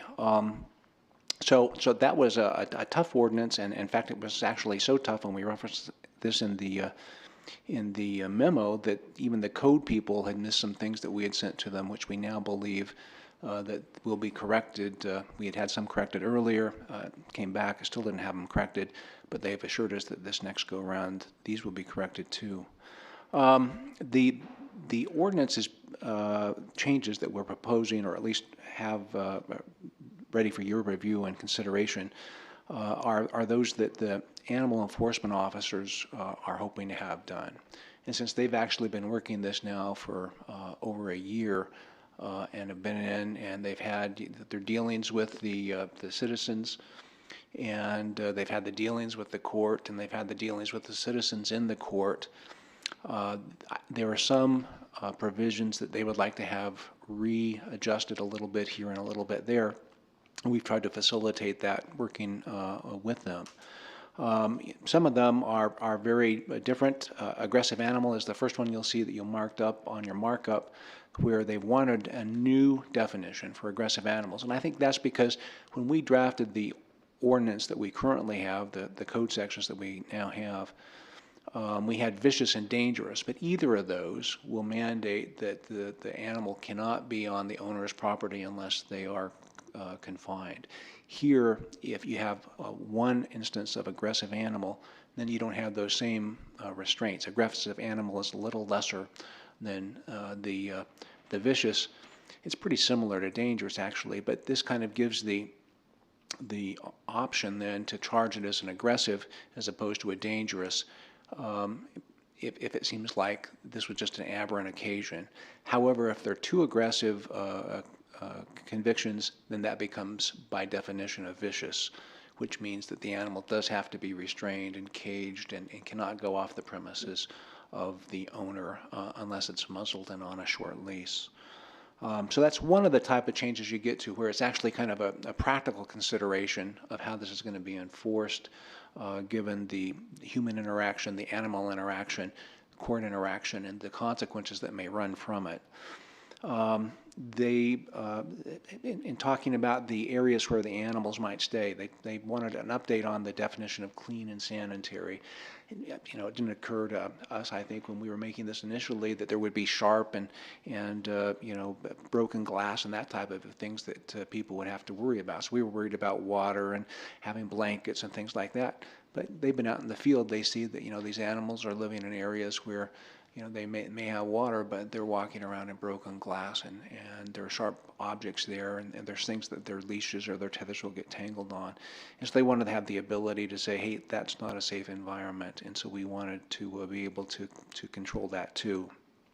Feral cats was an issue they wanted to raise, and I didn't realize that, but it makes some sense that cats are pretty agile and pretty intelligent, and they can live outside on their own. And so now we have apparently a population of feral cats, but some people like to feed, the cats too, and feral cats along with neighbors' cats. And so to prevent that, so we just don't have this burst of population of feral cats running around, the animal control officers felt that we needed to update the ordinance about feeding non-domesticated animals, which we have put in there, feral cats. Now, there is something here, and I've got this one redlined with my red pen, because this one I think could be kind of controversial, and I'll give you a heads up on it, because if we're talking about not feeding the feral cats, it's one thing. There'll be some people that'll be upset about that, but there'll be other people now say, well, it's non-domesticated animals, that includes deer. Yes, it does include deer. And so I know that some people in town like to feed deer. Other people in town don't like to have the deer fed, because then they come into town and they're eating the flowers, and they're getting hit by motor vehicles, and they're getting killed or wounded and the like. And so that is one of the things that we have in there, and that's at 604.4C. So it depending upon your pleasure, if you want to take that on or not, that's one you can let us reevaluate or not reevaluate. But I would anticipate you might get a little bit of blowback on that one. We updated the vicious a little bit. I think that the animal control officers wanted to have that a little bit more definitive, and I think anytime you can take some ambiguity out of an ordinance or a law, that's often a good thing. And I think they felt that if basically attacking a human and causing any injury or death would immediately impose a vicious, but if it's just an attack without some type of real threat, and then it wouldn't be deemed a vicious, and they may not feel compelled to try to charge it or have a neighbor press them to charge it as a vicious. Another one of the red items that I had marked was dealing with neglect, 604.210A particularly, and this is putting the animals in a vehicle. Last time around, we thought 60 degrees, after some research, that would be the temperature that if an animal's in an enclosed vehicle with the windows not down, and they can't be down very much because you can remember they can't have the head out, just the snout out of the window, that would be an appropriate thing. But in their experience, they say after this year that they would like to have that raised to 70 degrees. And so you don't have people calling, even though it doesn't seem at all at 60 degrees threatening to anyone, but they can still get a lot of calls and distractions because of that, and people are calling them. That doesn't mean that they can't use their considered judgment again to modify that based on the circumstances, but for the most part, that gives them a guidepost, and I think it gives the citizenry a bit of a guidepost as to when they should be attentive and feeling that they need to call in to dispatch and say, hey, look, we see an animal out here in the parking lot, and it's been there for 20 minutes, and it's now about 75 degrees, and it's getting pretty hot out there with the sun burning down. But that's, again, one that you may have some pushback on, because we're raising that from 60 to 70. And I know that some of the people that had visited with us earlier, a year and a half ago, had some concerns about that particular thing. The other one, which I think, again, you get some pushback on, is tethering. and this is one I think that the animal control officers get a lot on. A lot of people, and I know, when I was raised in a much smaller town, but a lot of people would go off and they would go to work and they would have their animal on a rope or a chain or something, and they'd be right next to the porch, and they'd be under the lilac bush, and there would be areas for them to be, and they seem to get along fine like that. And, maybe the people would come home over the noon hour, because it seemed to me in my neighborhood anyway, a lot of people came home for their lunch break, so they might see the animals.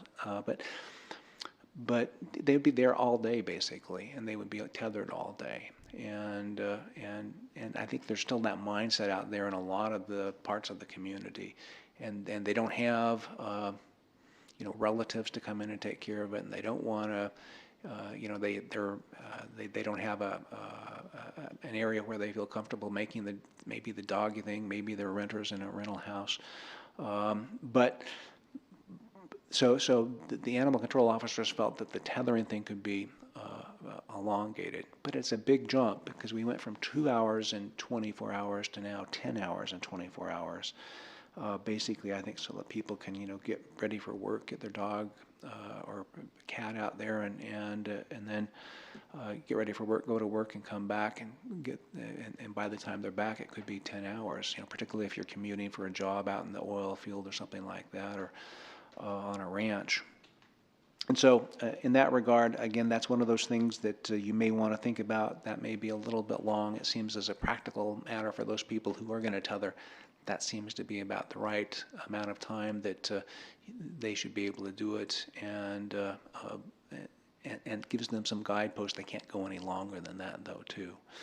So those are the main ones. I think the three ones that you'll hear the most about and people may be most concerned about would be the feeding of non-domesticated animals, the 70-degree temperature in vehicles, and then this thing with the tethering.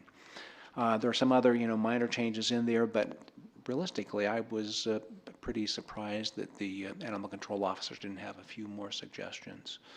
And with that, I'll be happy to answer any questions you have. Or Councilman Johnson.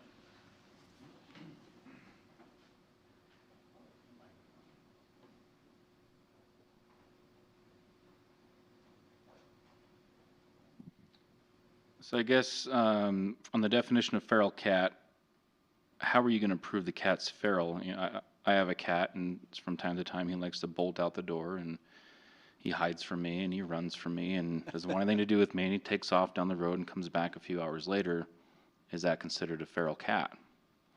And how are you going to prove that? You know what I'm saying? That's one of the questions I had. And then more of a comment with this feeding of non-domesticated animals. I don't know how you can control what animal's going to come onto your property to eat whatever feed you put out for birds and squirrels, and even attract feral cats, given the fact that you're enticing a bunch of squirrels and birds to be on your property to eat.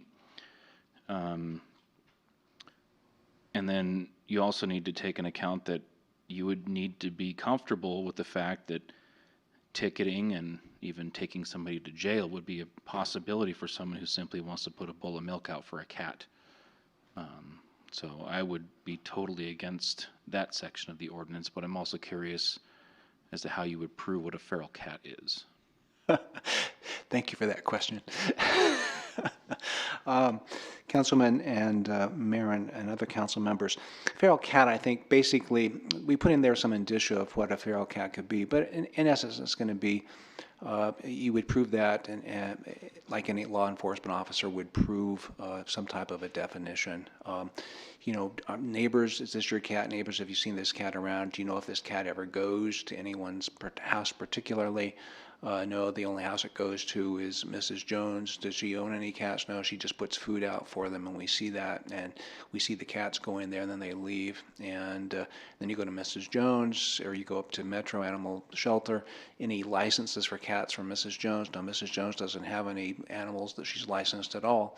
Then you go see Mrs. Jones. So it would be that type of thing where you're basically just good law enforcement with doing it, and it seems like that would be kind of a long process, but that's just what law enforcement is sometimes. You have tough cases, and you've got to go through more hoops than you might anticipate for a single definition like this. So I think that really is a good question, because that is one of the things that you would have to prove. And as far as putting out the food for them, again, that would be basically talking with the neighbors and, or, having an observation. And I think maybe bird food would be a little bit different than putting out cat food for feral animals. But again, it's a matter of the facts on the ground and how the person presented, whether they put it out, what they said. I think a lot of people would actually talk about this, maybe post pictures on Facebook or Twitter or something like that, different types of things. So you will have those options available if in fact the law enforcement individuals can do it. I don't believe that there's any type of jail here for feeding feral cats, and I don't think that this would be a situation where they would be arrested. They would maybe receive a citation, but to my knowledge, looking at this, and I haven't looked at that particularly, but I don't believe that there would be an arrest for feeding a feral cat. It is a misdemeanor, correct? It would be considered a misdemeanor offense? That's the lowest thing that you can have, and any of these would be considered misdemeanors. We Right. can't charge more than a misdemeanor. Right, so there is a potential that it could happen. I mean, you very well could be arrested. I mean, I'm not saying that people are going to go out and be arrested en masse, but it's allowed, it's legal to arrest somebody that's violating a misdemeanor. There's no arrest here unless there's jailable time. There just wouldn't be. You would issue a citation. And the fact of the matter is that the animal protection officers, they can only issue citations, yeah. Right. But in your scenario, just to use your scenario as an example, Mrs. Jones in that scenario would receive a ticket or a fine. She certainly could. Yes. Okay. Councilman McCarthy. Had a couple of questions, or one is kind of a statement question, but you're about the feeding of undomesticated animals. Isn't that following along Game and Fish's regulations as well of not feeding wild animals? And isn't that just a reinforcement, so to speak, of that? I think in general that is true, that that is the preference, and that the Game and Fish may have that as part of their process. We have been asked about this in the past. Why don't you do something about that? Well, we didn't have any traffic rules to do it, and we don't enforce Game and Fish laws in our municipal court system. And so this actually would be an upgrade in there, and it would, I think, be a lot closer to what the state statute is, and so that we could take some enforcement action if, in fact, a number of deers were, getting in the roadway, getting hurt, or, trampling over the neighbor's garden that they had spent hours and hours with, just because somebody wanted to be putting out bags of corn for deer or whatever. And secondly, where is, and I'm assuming it's someplace in the animal control ordinances, where is it that allows for chickens? There is a place here that allows for chickens. And the reason I'm asking that, and I'm not trying to go against that, what concerns me is, oh, come on now. In 6.04.040A2, it says no fowl or livestock shall be kept on any lot or tract of land located in a residential zoned area of the city. So that should potentially be changed to allow or to reference. So see, I'm coming on your side of it. I'm coming over the fence, okay? But just trying to get everything all squared away so they all match. That's. I think I might be able to help. Councilman, Would you? Councilman These Hopkins. are covered under 60450. That's not involved here. No, but that's what I'm getting at, okay. is this contradicts the other part. That's Yeah. all I was getting at for clarity. 604-260 is where chickens are, and I really have the same point. We've got a little wording issue with 604-40-2. Yeah, that was all. Like I said, I'm not trying to remove the chickens. The language in 40 needs to correspond with the 60. Yeah, that's. Very good, we'll take a look at that. I'll get It's back to you page if I can. 7 of 11. Okay, great, thank you.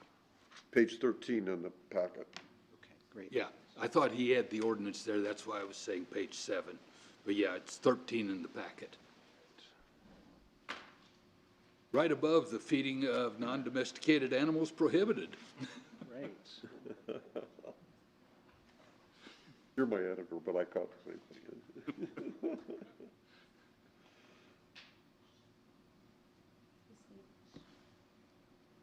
thing. Were you done?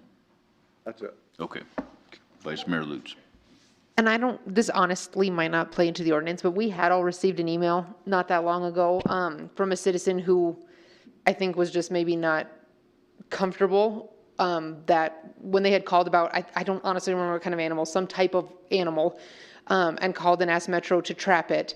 Metro basically said, you can rent a trap and trap it yourself. And this individual was just, I don't know if they just weren't comfortable trapping an animal, maybe they weren't physically able to, you know, pick up a trap and facilitate trapping an animal in the trap.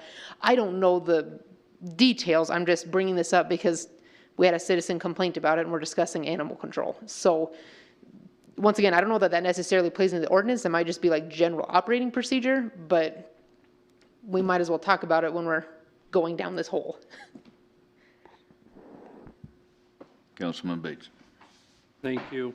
On page 8 of the packet, number 2B, off the top of my head, I can't remember what it says, but I made notes here of changing the wording a little bit to more of an animal that is deliberately provoked by another person or animal should not be classified aggressive or defending itself. I have a Newfoundland Stangier tall. He's a big guy.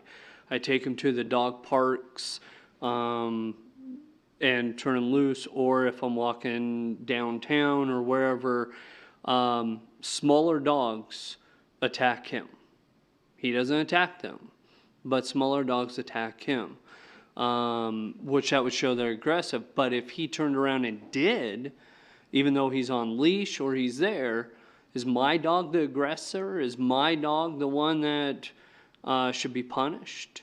If my dog defended itself, if I have a kid, I have my dog tethered out front or in my fence, I have a kid walking up and taking a thing along the fence and rowling him up and poking at him, and then he attacks the kid still on the property. Is my dog at fault? Or is that the kid at fault for antagonizing my dog? So I'd like to see some wording in there that if another animal or dog provokes the individual's dog, that dog will not be considered as aggressive, or whichever wording. So that's just something I'd like to see put in there to protect other people's dogs also, because I hear a lot of that. They take their dog and it's always somebody else's dog attacking them. So that's something. Councilman Hubert. Councilman Bates, what section were you talking about just now? I couldn't find what you were.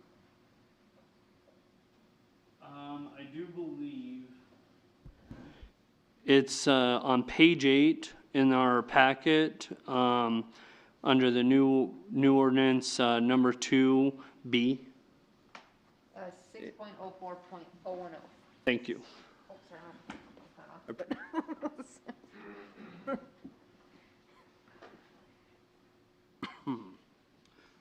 So I'm just asking something like that be worded in there. Wording on page 14, talking about people that are harassing or tormenting animals. That wording, there's a new section that was read in there. Yeah. Harassing, tormenting, any confined or restrained Oh, animal, yep, I see it there. including yelling, throwing things at them, making gestures, that kind of stuff. Yeah, and I'm also another dog. You know, like I said, I've had little dogs just try to tear my big dog up, and it's like, really? He could eat you whole. So, anyways.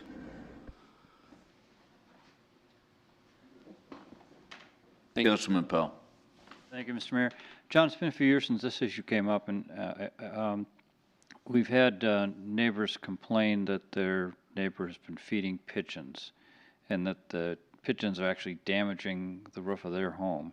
Have you heard anything from our animal control people about those kind of complaints recently? And I assume that this language you would see as creating a potential for a citation if someone did that.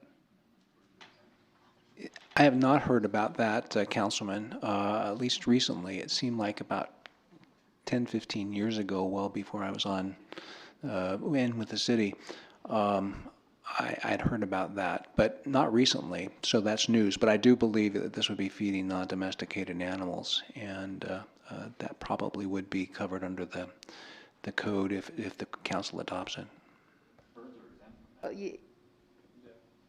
Are they? In that prohibiting non-domesticated feeding of animals, birds and squirrels are exempt from that. So you're allowed to feed birds and squirrels, but nothing else. Okay, corrected then. Chief? Mayor, Council, thank you for the opportunity to provide some clarification on this. We exempted birds for an obvious reason, people that are down in our riverine system feeding the ducks. Even though we don't necessarily support that, that's a common practice that families like to do. It generally is not rising to it. We do receive complaints of people harboring and feeding pigeons and the inherent damages that comes from those birds collecting and congregating in the area of being fed. We do receive those. We respond to those. I am frequently petitioned for permits to be able to deal with that. We issue those out. We have responded as police to neighborhood quarrels that result from the persons that are feeding non-domesticated animals that become now damaging to the property values of neighbors.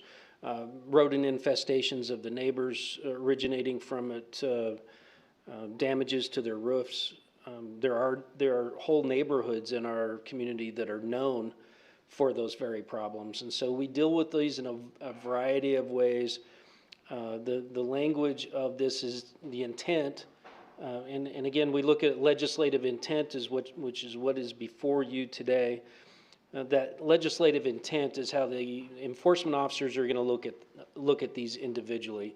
So the question of the small Chihuahua that, as soon as anything gets near it is gonna nip at it and attack.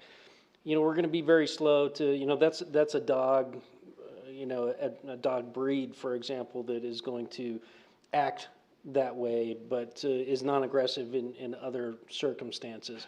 The intent of this is the dog that's off leash runs up to your Newfoundland and really gets involved with it versus the one that is there with its family and they bark at everything that comes up. So what I would ask would be an abundance of caution and understanding that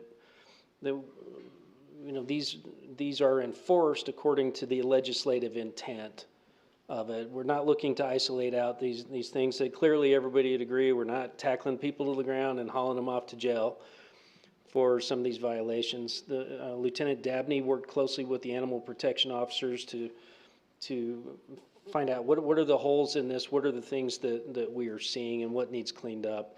And this was their opinion. So understand that we may need to wordsmith some of these, but the intent is clearly for specific purposes. But Councilman, we do respond to a large volume of people are feeding non-domesticated animals and it's damaging my property. And nobody liked my solution to the problem, Chief, but I'll restate it. Put a notice up at the shooting range that we need 6 hunters to come down to X address, which is next door to the person who's feeding the pigeons, at 10 o'clock on Saturday morning. Bring all the feed over to the person who is being negatively affected by these pigeons and put it on their property, and at 10 o'clock, let them have at it. Mayor, Councilman, it's a sensitive issue. I issue out and I carefully screen applications for nuisance abatement permits. I personally speak with every applicant to find out the nature of their request. Frequently, it's, we have somebody in the neighborhood that is feeding these. They're nesting on my roof, they're damaging my roof. I can, not to personalize this, I have no stake in this, but my roof has areas of particular damage to it. My gutter system, and that's through somebody else's choice. I have no stake in this. That is an example. We give out an abundance of those permits. They are required annually. People come down and renew those all the time. So I frequently engage in that personally. Those permits do allow them to deal with it in a humane and safe way. Mr. Manager? Thank you, Mr. Mayor. Chief, do you mind addressing Councilwoman Lutz's question regarding animal control's operational policy concerning trapping, please? City Manager, Mayor, Councilwoman, I didn't quite catch all of your question. Yeah, so it was, and I believe it was sent to all of us, but we had an email from a citizen basically just stating, some type of animal. I honestly don't remember what kind. I'm assuming a cat. And so they had called and, asked for it to be trapped, and they were told, well, you can rent a trap. And I think this individual, I don't know if they were uncomfortable with the idea of having to be the one to actually trap the animal. Maybe they weren't physically able to manage the trap. I don't know what the problem was. They stated that they felt it was strange that they themselves were the ones who had to trap the animal. I have no feelings one way or the other. I just felt like this was probably the proper time to bring it up. So, so without knowing the specifics of this particular incident, it's my belief, and I don't think anything has changed. We have an abundance of traps that we rent to people. When I say rent, those traps are expensive. And so the rent is essentially enough to cover the deposit of should they fail to return it, things of that nature. For those people that are uncomfortable, the animal protection officers are going to be very willing to come and help them set it up.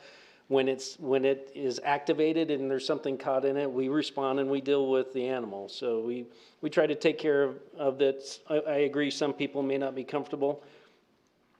We are, as a group, the animal protection officers, they work in the arena of compliance versus enforcement.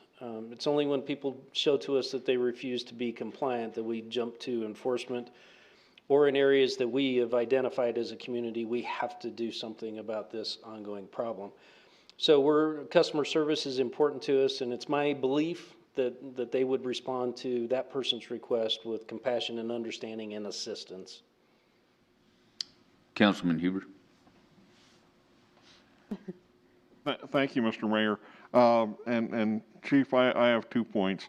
First, with reference to the trapping business, I think that you may want to clarify with some of your personnel what you just explained to us. I can tell you that over the great many years, long before you came here, and even I think since you've been here, a standard response from the Metro officers is, we have these traps, you can come and get them, you set them. If there's a problem animal when it's caught, we might or might not come and deal with that. I think you might want to clarify with your people about that, because what I personally know of on occasion where people have, one guy was literally almost on his deathbed, and the raccoons were crawling all over his house. And he was basically told, no, you have to deal with this. You have to do the trapping and all that stuff. We won't do this. So you might want to clarify that with your personnel, number one. Getting back to the pigeons and those kind of things, these abatement permits, and I'm probably not using the right words that you were talking about, what kind of means do those authorize for an aggrieved person to do? Are they allowed to shoot these things? Are they allowed to shoot them with pellet guns, BB guns, shotguns? I'm just curious. Mayor, Councilman. That's a very good question. And again, I'm going to refer you back to my earlier statement. I personally review these requests. They come into me in a written form. We're notified a person who's requesting that. I make telephonic contact with them and I find out the circumstances. While I'm speaking on the phone with them, I do a Google Earth aerial view of the property that they're discussing. And I discuss with them what are the reasonable limitations of this community's needs versus their needs to abate this nuisance. So for example, I will try to be as specific as I can. When I have downtown business people that have multi-level businesses here in the downtown area, I put a restriction on them that they can only use a pellet gun, and that pellet gun can only be fired in very specific directions against a solid wall of their own business. I put a restriction on them that because I don't want reports from citizens calling in, there's a crazed man with a rifle on top of a business downtown, that they have to notify dispatch 30 minutes in advance of using it, so that dispatch will know if we get a 911 call that officers don't need to respond to that in an emergency manner and then point guns at a citizen that is just using the permit that I have authorized. Other citizens, there are areas of their home because of the proximity of other homes. They're not allowed to shoot a pellet gun only in the directions that I allow them to do so. We work together, the community member and myself, to determine what's safe for the particular circumstances. I had, if there is a call for where the use of a pellet gun would be inappropriate or unsafe, I've had opportunity to discuss lawful methods of chemical controls. For persons recently, probably the best example I can give you for persons in the recently annexed South Poplar area who face different types of animal, including venomous snakes. Those, because of the long distances between homes, I have authorized the use of a firearm, but limited it to a bird shot from a handgun round, fired in only specific directions and at a known angle into the ground, so that there was no risk of ricochet. In those circumstances, for example, I've not authorized the use of that at any way, any form, at any time towards the east of their property, towards South Poplar Avenue, so that passing vehicles would not be placed at hazard. So what I'm trying to convey to you is I find a way that meets our public safety needs, that meets our community goals, but also helps the homeowner or property owner address the nuisance animals that exist. Each one's individual, and I try to do it individually. Thank you, that sounds good to me. Councilman Johnson.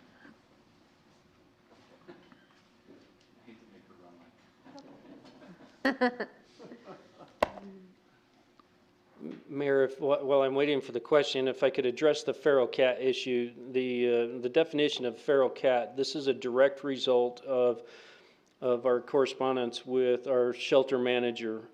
The feral cats, they themselves do not react well to human presence. You get them at the back of the cage, they're hissing, their fur is standing on end, they want nothing to do with humans, and therefore they are determined to be unadoptable.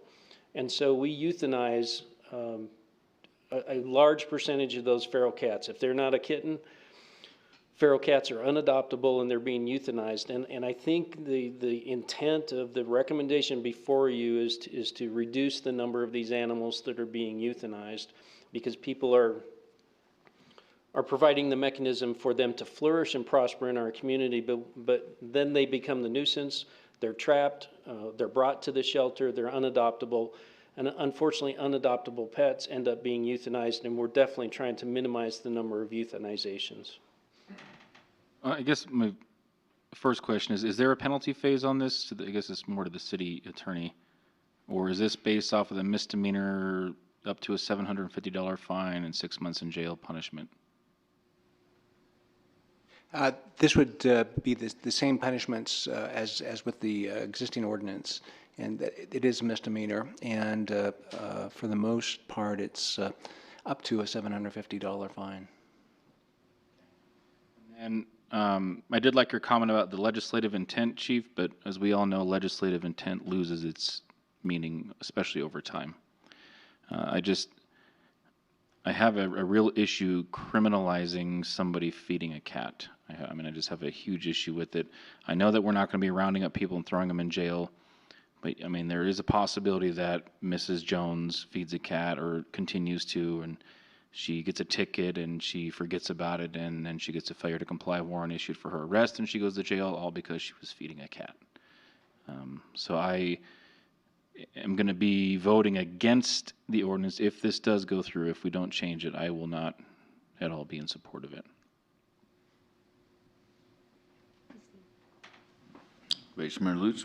With the feral cats, so, I mean, I guess that raises a good question for me. If ultimately, you know, obviously we want to reduce the population of feral cats, and I understand that, but unfortunately they do already exist out there. So I understand that we could just cut off their food, but I mean, essentially they'll find food somewhere. I mean, I hate to say it that way, but they can get in through dog doors, they can get in through cat or whatever, outdoor dog door. I mean, they're going to find it. So I think what my real question is what is like the community solution to maybe reducing the feral cat population? Is it maybe like trying to round up a bunch of them and sterilizing them? I don't know. I mean, I guess for me, I think we probably need to be talking about like more of like a large base solution than just, hey, you stop putting food out for them. Mayor, Councilwoman, I appreciate the opportunity to respond to that. Communities across our nation suffer from problems with feral cats. We're not the only one.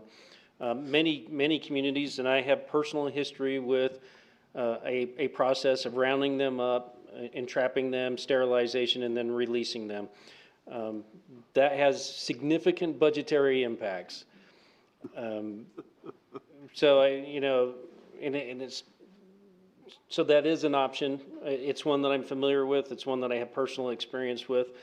The concept of when they are fed and well nourished, they have large litters. And so true, feral cats exist. We prefer that cats weren't roaming around. Because that creates, eventually generations will go by, and then you have these true feral cats. So I would recommend to you the process of not encouraging the feeding or gathering of it without invoking the image of the cat lady residents, but we have several of those in town that do pose problems. We respond to these, that also ends up getting me into, circumstances that in the last 12 months, this current fiscal year, have been extremely expensive for us as we've had to deal with large populations. There's another situation in town that we haven't had a complaint on for a long time. But we responded to it dozens of times. We worked closely. We engaged in mitigation with neighbors, mediation with neighbors. We responded a bunch of times, and it's for those circumstances that I think is the hope of the animal protection officers, is to give them the tools to deal with these problems as they arise. Councilman Paul? Thank you, Mr. Mayor. Just in response to Sean's concerns, Chief, our animal control specialists would have the discretion, obviously, to go to Mrs. Jones and say, by the way, did you know that what you're doing is illegal? And we really need to stop this, and if we have to come back, we may have to issue a citation. And in your experience, is that kind of intervention effective? Mayor, Council, that's an excellent point. Again, I'm not speaking just for my own department. The code compliance officers with community development, we all have mutual goals, and compliance is our initial goal. And so many of the things that we address, we try to address it through compliance. The animal protection officers do have discretion. They do, we ask them, just like the police officers, to try to gather as much facts as they can before they make the enforcement decision and what route that they need to go. But we're aiming for compliance, and generally we reserve enforcement for the persons that have indicated that they don't intend to be compliant. Just listen to what you said, Charlie. It is a crime to feed a cat. That in and of itself to me is ridiculous. Councilman Hopkins. Thank you, Mr. Mayor. Unfortunately, I've been on the receiving end of feral cats. Not that I knew where they were, but I noticed a corner of my yard where I have pea gravel, strangely enough. It smelled pretty bad. And then I had an area underneath my porch, which we just rebuilt a few years ago, and I went around there and put chicken wire under there to try and keep whatever it was, to try and get it in there, and then put rocks around it. Well, we noticed within the last 6 months, one of our neighbors, the Metro would show up about twice a day, and they'd pack out one cat in a little cage, and they ended up getting 9 or 10 cats out of their area and my area. Now, the neighbor happens to have his own cats, and apparently that was an issue for him. But feral cats can be really nasty, and if you think feral cats are bad, you don't want to be involved with raccoons, I can tell you that. Thank you.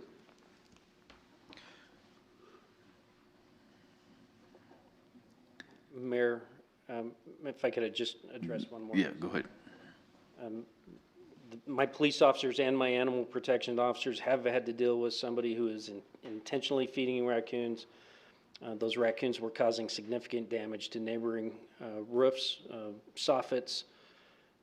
So these things do happen, and so we're focusing on the feral cat aspects of it, but it is intended to kind of take care of some of these other issues that are facing us and kind of plaguing us and innocent property owners.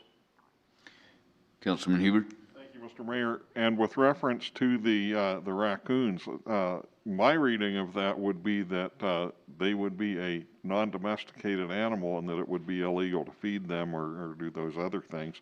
I got to say, with all due respect to Councilman Johnson, I'm on the other end of the business. I lived in a neighborhood that had a significant feral cat problem. I know what it's like when you have feral cats that figure out that they can come in through your dog door and have access to your house and things like that. That's a real special treat. And in that neighborhood, there were people who, out of the kindness of their heart, thought that they were doing the right thing, and they were feeding these feral cats and things like that. And the population was just like the chief says, just mushrooming. And it was a regular thing for Metro to have to come to my house to take feral cats away. And that's nobody goes into the animal control line of work because they hate animals and they want to be the old dog catcher that goes out and they're mean to animals and things like that. I think all of these people do it out of the love of the animal and the love of the work, and I fully expect that they'll do everything that they can to try to be as humane as they can in how they enforce these things and everything and dealing with people.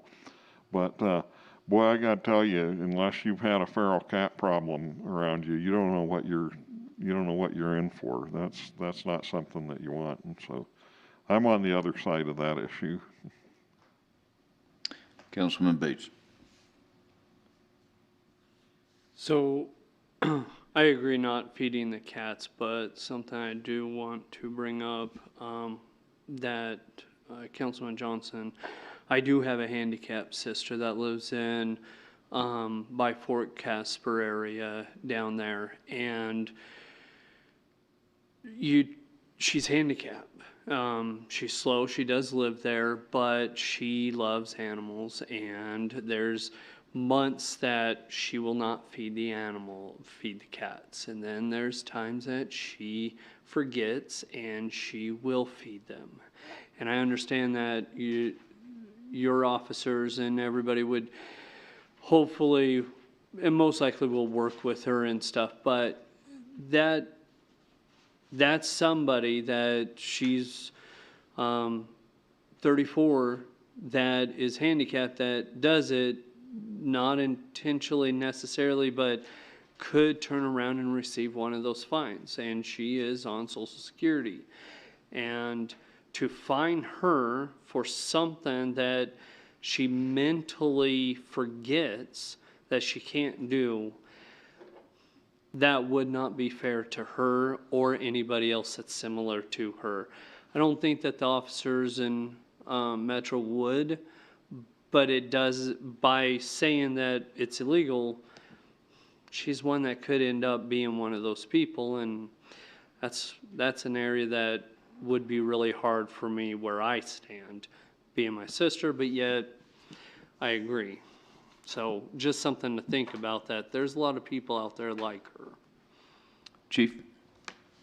Thank you, Mayor, Councilman, it's an excellent point. These are intent crimes. Just like speeding or rolling through a stop sign or failing to signal your turn, they're all kind of falling into the same category of, we don't arrest people for that. We aim for compliance. Oftentimes we lecture, we do far more warnings in the city of Casper than we do written citations. In all intent crimes, it's incumbent upon the enforcing officer to prove the intent, to determine through investigation whether or not intent was there.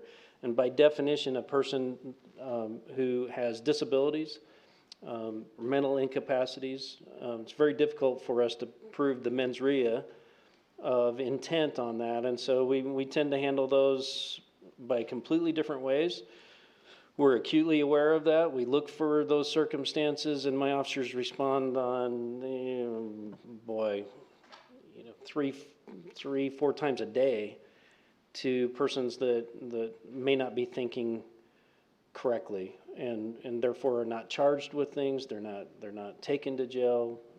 We provide assistance and help under those circumstances, because that's the nature of the job. If we can't prove intent, there's no enforcement to be had. And even if one were to slip through the cracks, the prosecutor would spot that. So we have some safeguards in place. I can't, I would never say it would never happen. We have a lot of safeguards in place on that, but understand compliance is what we aim for. It's not, we don't enjoy seizing animals. We don't enjoy euthanizing animals. We're looking for compliance. We're looking for a safe community, free of disease and vermin and things of those natures. And we're absolutely looking for circumstances where animals are loved and treated well and living fulfilling, prosperous lives. The issue with feral cats has really come to our attention through the people that are there supporting animals, because they realize the euthanasian rate of feral cats is at heart what is behind this, because they can't be adopted, and that leaves us with no choice.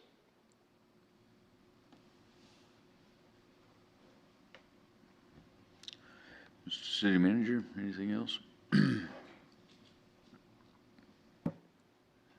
Mr. Mayor, members of the council, unless there is specific direction with regard to edits that you'd like to see, I did receive a call today from one of the advocate groups, as it were, with respect to dogs and so on. And so I do anticipate having a conversation with that group that would include the chief and Mr. Henley. And beyond that, we would certainly take your direction this evening to get it ready for formal reading, if that's your pleasure.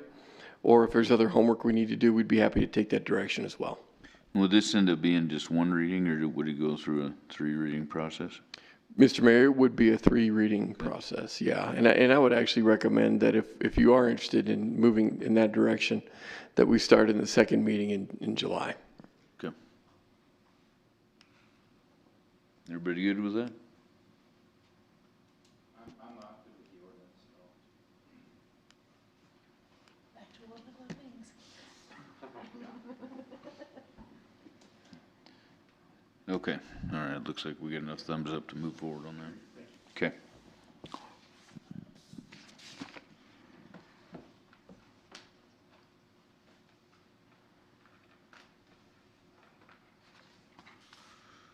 Okay. Okay, we're at agenda review. I think we're gonna actually bring that up, but I'm gonna go ahead and let, Councilman Hopkins would like to. Thank you, Mr. Mayor.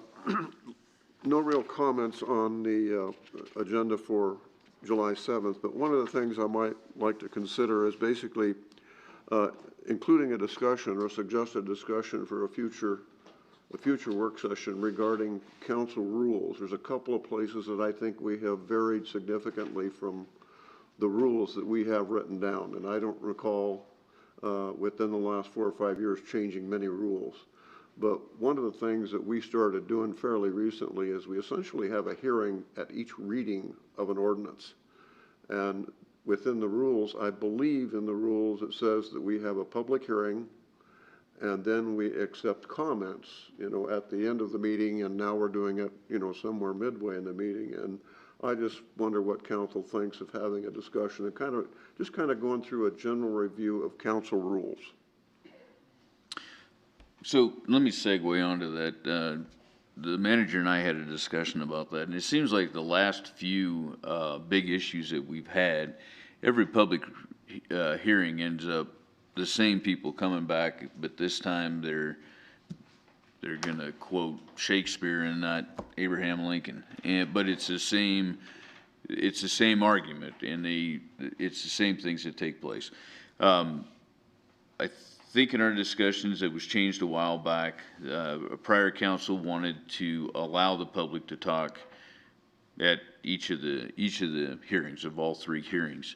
But clearly, the last couple have become very repetitive, and we're spending hours listening to the exact same stuff.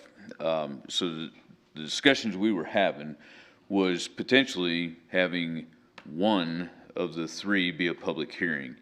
And personally, myself, I feel that the first time we bring it up, people are going to get an idea of what we're talking about, and they're going to think of questions themselves. I would think the second time, the second reading is when we should open it up for public input at that time. And then if there's any additional questions or comments, they could be emailed in after that for the third and final reading. That's just a suggestion that I would make, but I personally feel that we have, and I get it, COVID and Zoom and electronics have made our meetings go very long, but we're here till 10:30, 11 o'clock at night because we have 18 people lined up on the phone to talk for 5 minutes about the same thing they've talked about 5 minutes before, 2 readings prior to that. So where I'd like to go with that, I'm not saying the public would not be allowed to have their input, because I want the public's input, but I don't think we need it at every reading. So, Vice Mayor Lutz. The only thing I'd be worried about, I completely agree that typically we're having duplication of comments. The only thing I worry about though is with only doing it at one specific reading, what happens when we propose amendments? I mean, they might have additional comments, that are stemmed from like our changes or our amendments. And so by doing it at like the first or the second, I feel like any amendments that we make past that, they might not have what they would argue their ability to put their comments in about that. So I guess to answer that question, after the first reading, if you're making an amendment, they're going to be able to talk to you at the second reading anyways. If an amendment's made at the second reading, amendment's done after the fact, after they've already talked. So at that point, if they have anything they want to say on that amendment, then they could email it in or contact the city itself and give us their thoughts on that. And on the third, I mean, it is what it is. We should have those comments by, any additional comments we should have by then that we could all review prior to that third and final reading.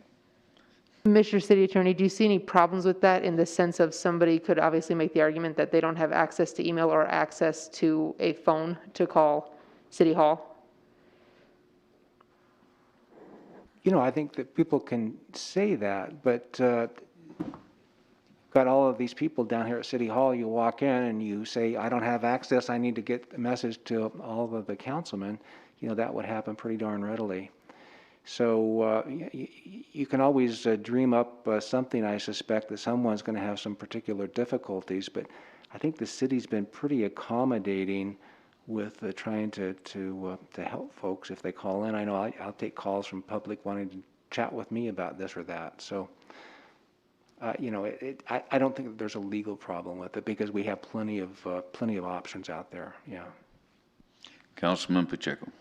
Long before we started, I mean, this is probably, 2 or 3 years ago we've done this. We were doing one public hearing, and there were no issues and no problems whatsoever. And I think that, we've kind of opened up Pandora's box a little bit now that we're saying, oh, we've had these 3 public hearings. I think one public hearing, what you're saying is doable, especially with the more controversial, longer type, where you do have those repetitive people that are coming in.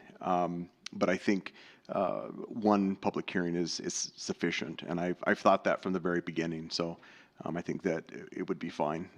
So. And I don't want that one public hearing to take away from the people's opportunity to talk to us. I mean, they absolutely always they all have our email. They know they can contact your office, so it's still there. I just think if we condense it into one. Councilman Cathy. Thank you, Mr. Mayor. I'm not sure we need to go to the second reading for the public hearing. We announce when we are having the public meetings, we announce what they are going to be about when we set public hearing dates, and those are all printed in the newspaper. They are out there. I think we need to stick with the first reading is when the public hearings are. Then if we do make amendments, we have both the second and the third, that we can make the amendments at the second, we can get the emails or whatever, and then the third, it should be a done deal by then. I'm concerned if we delay the public hearing to the second meeting, then if there are issues that we try to rectify or clarify, that gets kind of gray into that third reading. And so I guess I would like to see it kind of back to the way we were before, is that the first reading is the public hearing and we progress from there. Councilman Powell. Thank you, Mr. Mayor. It's an interesting idea, and I think I kind of like it. I agree with Ray that it was an experiment to do the 3 readings, and I don't think it's really added that much. But for myself, there have been a number of times where some public comment came, and I started thinking about something that I hadn't really considered, and the public comment was really helpful to craft some changes. But in many times, though, Steve, it really doesn't become a part of the local conversation until after the first reading, where everybody realizes now council's looking at this. So that would be the argument for doing it at the second reading. The thing I think council would need to be prepared for, though, is that there will be more times when, after that second reading, there will be a need to go back to a work session before going to the third reading, because some new information will come to light, or it'll be clear that there's something that needs to be addressed with that ordinance before it goes to the final reading. So I don't know, I think it might be worth trying. I mean, I wouldn't mind going back to the original stance, the original procedure of the first reading, but it might be worth trying to do it at the second reading. I was just wondering if we're making a decision tonight, or are we doing a work session topic, or what are we doing? Well, I think the question was, doing a discussion tonight, or are we going to? We actually discussed making it a work session topic. I think that Councilman Hopkins was bringing it up as a suggestion, so it can certainly be a work session topic, and we can talk about it and finalize it there. But definitely wanted to put that out.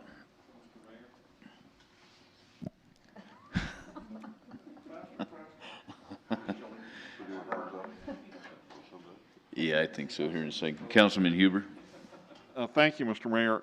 I absolutely agree that I think we need to have this as a work session topic, and we need to kind of figure out, and we need to try to make certain that our actual practice and the rules both comport with each other.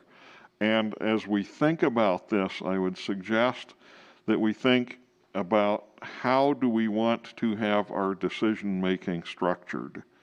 Do we want to have it structured so that we are truly welcoming and encouraging citizen input?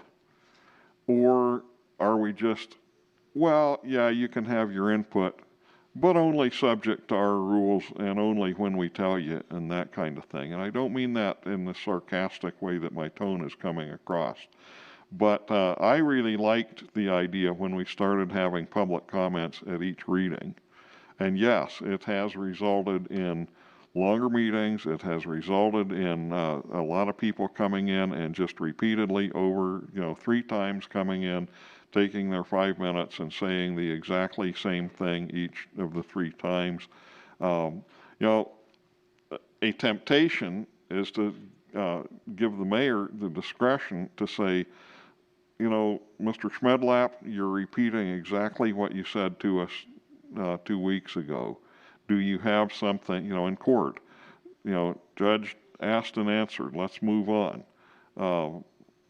I don't know for sure if that kind of a thing fits in a city council kind of a forum, because it's like Councilman Powell said, sometimes if you sort through everything, there's a kernel of value in the 3rd or 4th time somebody says something.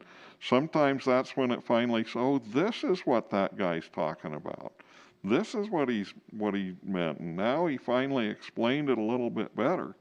So I would just say that I think that the overarching thing that we need to be thinking about there is, do we want to have a system that is truly encouraging people to come in and express their opinions, or do we want to limit that? And I kind of come down on the side that no, I think we want to truly encourage people to come in and do that. And I want to comment on one other thing. Councilman Laird started counting down the days, and he could tell you each meeting, I only have this many meetings left and all that stuff. But, you guys are only going to put up with me for about another 6 months one way or the other. But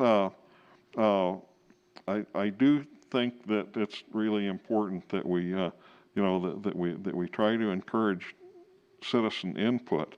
I am frankly, I got to tell you that I am frightened by the idea of that, well, we're going to have all of these surveys and that we're going to give very much credence to, in essence, what's the squeakiest wheel that sends in the most emails and gets the most people to respond on one side or another of something.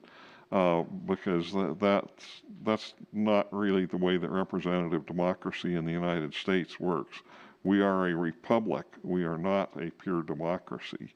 And I think that people need to keep that in mind, that, you can't just try to go out and poll everybody on every single issue, and nor can you really rely on that, blindly rely on, well, we got a response rate of, this much, and so we need to do this because the people have spoken. Councilman Johnson looking at his watch, so I'll quit speaking. Councilman Pacheco. I do think, especially when we're talking about this, because I think it needs to go to a work session, and we do need to have this long conversation about it. And so I think that if we move forward and being able to do that, to have it on a work session, then we can express our views. And so anyway, just wanted to say that. Thank you. So we're moving it to a work session. While we're on topic of work sessions, we also had a further discussion of going over the code of ethics when it comes to items. What's the best way to put this? Items that you may or may not, or that you vote on here in a period of time after you vote on that before you can actually have any kind of involvement with that. Does that make sense? So I want that on the work session too. Case in point is if you, let's just put it out there, if you vote on a piece of property and then buy it. Those type of things, we need to work on the ethics code to make sure that we have something in place that covers that. Enough said on that. We'll take that up in the work session. So, anything else on the agenda? Councilman Cathy. I was a little concerned if that pre-meeting Trails Trust business is part of what was in our original packet for tonight, is scheduled for a pre-meeting. I am not sure we have enough time to discuss that very much in a pre-meeting. I think that should probably go back to a work session rather than trying to cram that in with a pre-meeting. Personal opinion. Is there a time frame on that, or can we push that off? Mr. Mayor, Councilman Cathy, I appreciate the point, and as a matter of fact, I expressed that very same concern, because I know there's a discussion that needs to be had on that general philosophy with respect to prioritizing trails projects, et cetera. The difficulty that we're facing with that particular project is indeed a grant timeline that the Trails Trust is trying to observe to get it done.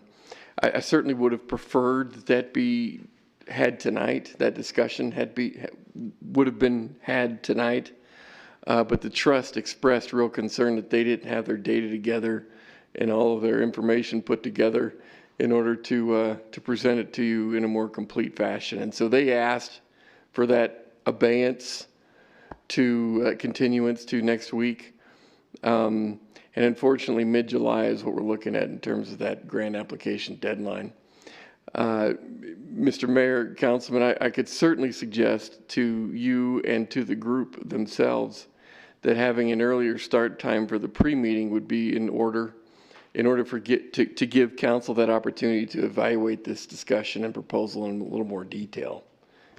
Although I realize it's not ideal. Well, I would probably go along with that, but by the same token, I guess why is a lack of pre-planning on their part constitute an emergency or special meetings on our part? And that's a statement I made back when I was on council 4 years ago. So that's nothing new on my position, is that with outside agencies coming to council, oh, we've got to meet this deadline. How long have you known that deadline was there, and why didn't you back up and have it together, just like we do on budget, just like we've run into with the liquor people, is that if you want to come to us, we have our meetings, we have our agendas, you need to do your planning as well and not expect us to start trying to come in early, bend our rules, because our time is just important as their time. So. I'll go with an earlier start time. I agree we need more time. 30 minutes is all. Doesn't change like Okay. that. Yep, earlier start time. I work full time. I know some people. What time? 5 o'clock versus 5:30. Councilman Bates. I'm not sure if this needs to be on a work session and hopefully kind of sooner than later.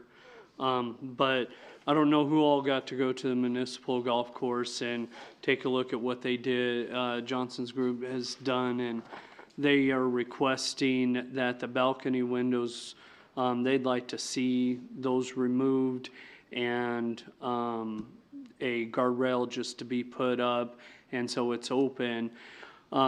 They're asking for funding from the city to get that done. He said that it costs roughly around $12,000.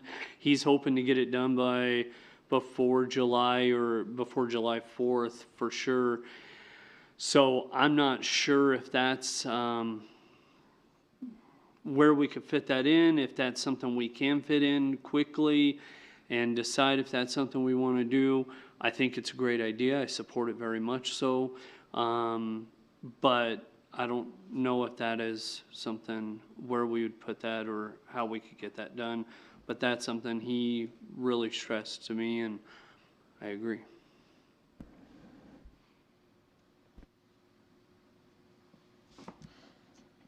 Mr. Manager. Thank you, Mr. Mayor. Councilman Bates, the challenge that we would face in trying to get that authorization done prior to the 4th is that council really doesn't meet until the 7th, the next time. So that would leave you with the question of whether or not you would tolerate a special meeting for that conversation, which would be this next Tuesday. That would ordinarily be a 5th Tuesday and kind of an off Tuesday, if you will. I can appreciate where the project is heading and the benefit that would bring, but it does put council in a bit of a pinch to consider that that cost. It isn't budgeted at this point in time, and making the July 4th timeframe would be tough.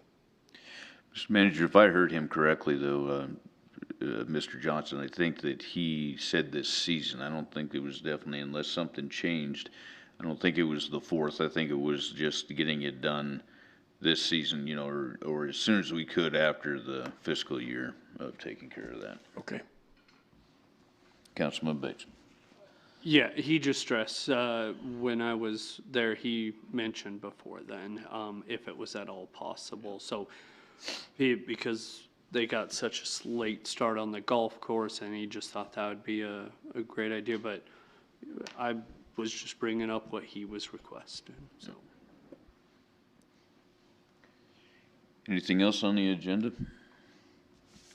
One question I do have, Mr. City Manager, I'm sure that is probably going to come up, is there is, and maybe the chief can even answer in on this, but there's a production of a fully produced recruitment video, an additional 90-second video on there in the amount of $10,700. Is that just a production of the recruitment video, or is that also to put that out wherever your advertisement's going to go? Mayor, earlier last year in fiscal year 20, we recognized the ongoing need for recruitment, you know, in a more organized manner, and we petitioned reallocation of funds in our existing budget to produce this video. We actually allocated $25,000 in our budget to do that. But we've been able to negotiate a better price. So this is simply for 2 recruitment videos. One's a full-length one that we can send to our applicants, that we can put out on various platforms. And the 90-second one is just something that we can get their attention and pique their interest with. I'm not sure that I answered your question. This was something that we allocated monies for back in 2019, actually, but when we went to go do this, COVID had happened. We were looking for taking advantage of some of our Memorial Day community events. We couldn't do that. You know, that's part of the, you know, trying to highlight the quality of life in Casper. However, with the end of the fiscal year coming, the reason why that we're presenting this is we need to get, you know, the contract in place so that I can encumber those funds that we set aside for this. Okay, thank you. Okay, Mr. City Manager. Mr. Mayor, I'm sorry. I just wanted to bring council's attention to the issue of the discussion with regard to the rate resolution coming forward from solid waste that would deal with recycling. That's going to probably be one of your bigger elements of discussion on the 7th. And that was all. Thank you. All right. Legislative review. I have nothing, Mr. Mayor. Okay. We'll council around the table. Councilman Cathy. I'm not used to being first. I'm used to being over there. I just follow you guys up and down the screen, so. Gosh, you caught me off guard because I had something I wanted to mention. I will pass. It's getting late enough. All right, Councilman Johnson. I just want to say that my opposition to the animal control ordinance, and any ordinance for that matter, in no way a criticism of the police or animal control officers. We create laws and charge them with enforcing it, and I think at our level, we have an intent, a legislative intent, but we don't see the line level implementation of some of the things that we do. I've worked in the jail for 13 years, and I've seen everything from a first-time DUS offender come to jail, tread depth person come to jail, warrant issued for seatbelt or cracked windshield, unpaid tickets come to jail. And I've seen everybody from 18 to women carrying oxygen tanks into the jail come in. So I think we need to be cognizant of how we implement or what we implement and how we implement things and what should be a crime and what shouldn't be a crime. I know that we're limited on the city level and how we can try to resolve some of these things, and maybe it's more of a state level issue, but when it comes to criminalizing something, I think it's lost at our level on how those things are implemented and how they actually affect people, especially when you're talking about and I'm going to use the phrase victimless crime because that's what a lot of it is. But it is not any way a criticism of the police department and how they do their jobs. I just think we need to be more cognizant at our level on what we do. And that's all I have. Councilman Hopkins. Thank you, Mr. Mayor. I just want to thank our city manager and staff for putting together the COVID-19 meeting format. I think this feels more like a meeting, and I think we get a lot more discussion and better discussion by doing this. And with that said, I'd volunteer to move to the back row next week so we can alternate if we have to. Oh, I like this seat. I got it. You get better service. Councilman Powell. Nothing this evening, just good to see everyone. All right. Councilman Pacheco. Just one thing, and I'll catch up with you a little bit later, Carter. I had a person that the BMX park, or right behind the Mike Cedar, had approached me and asked me about signage.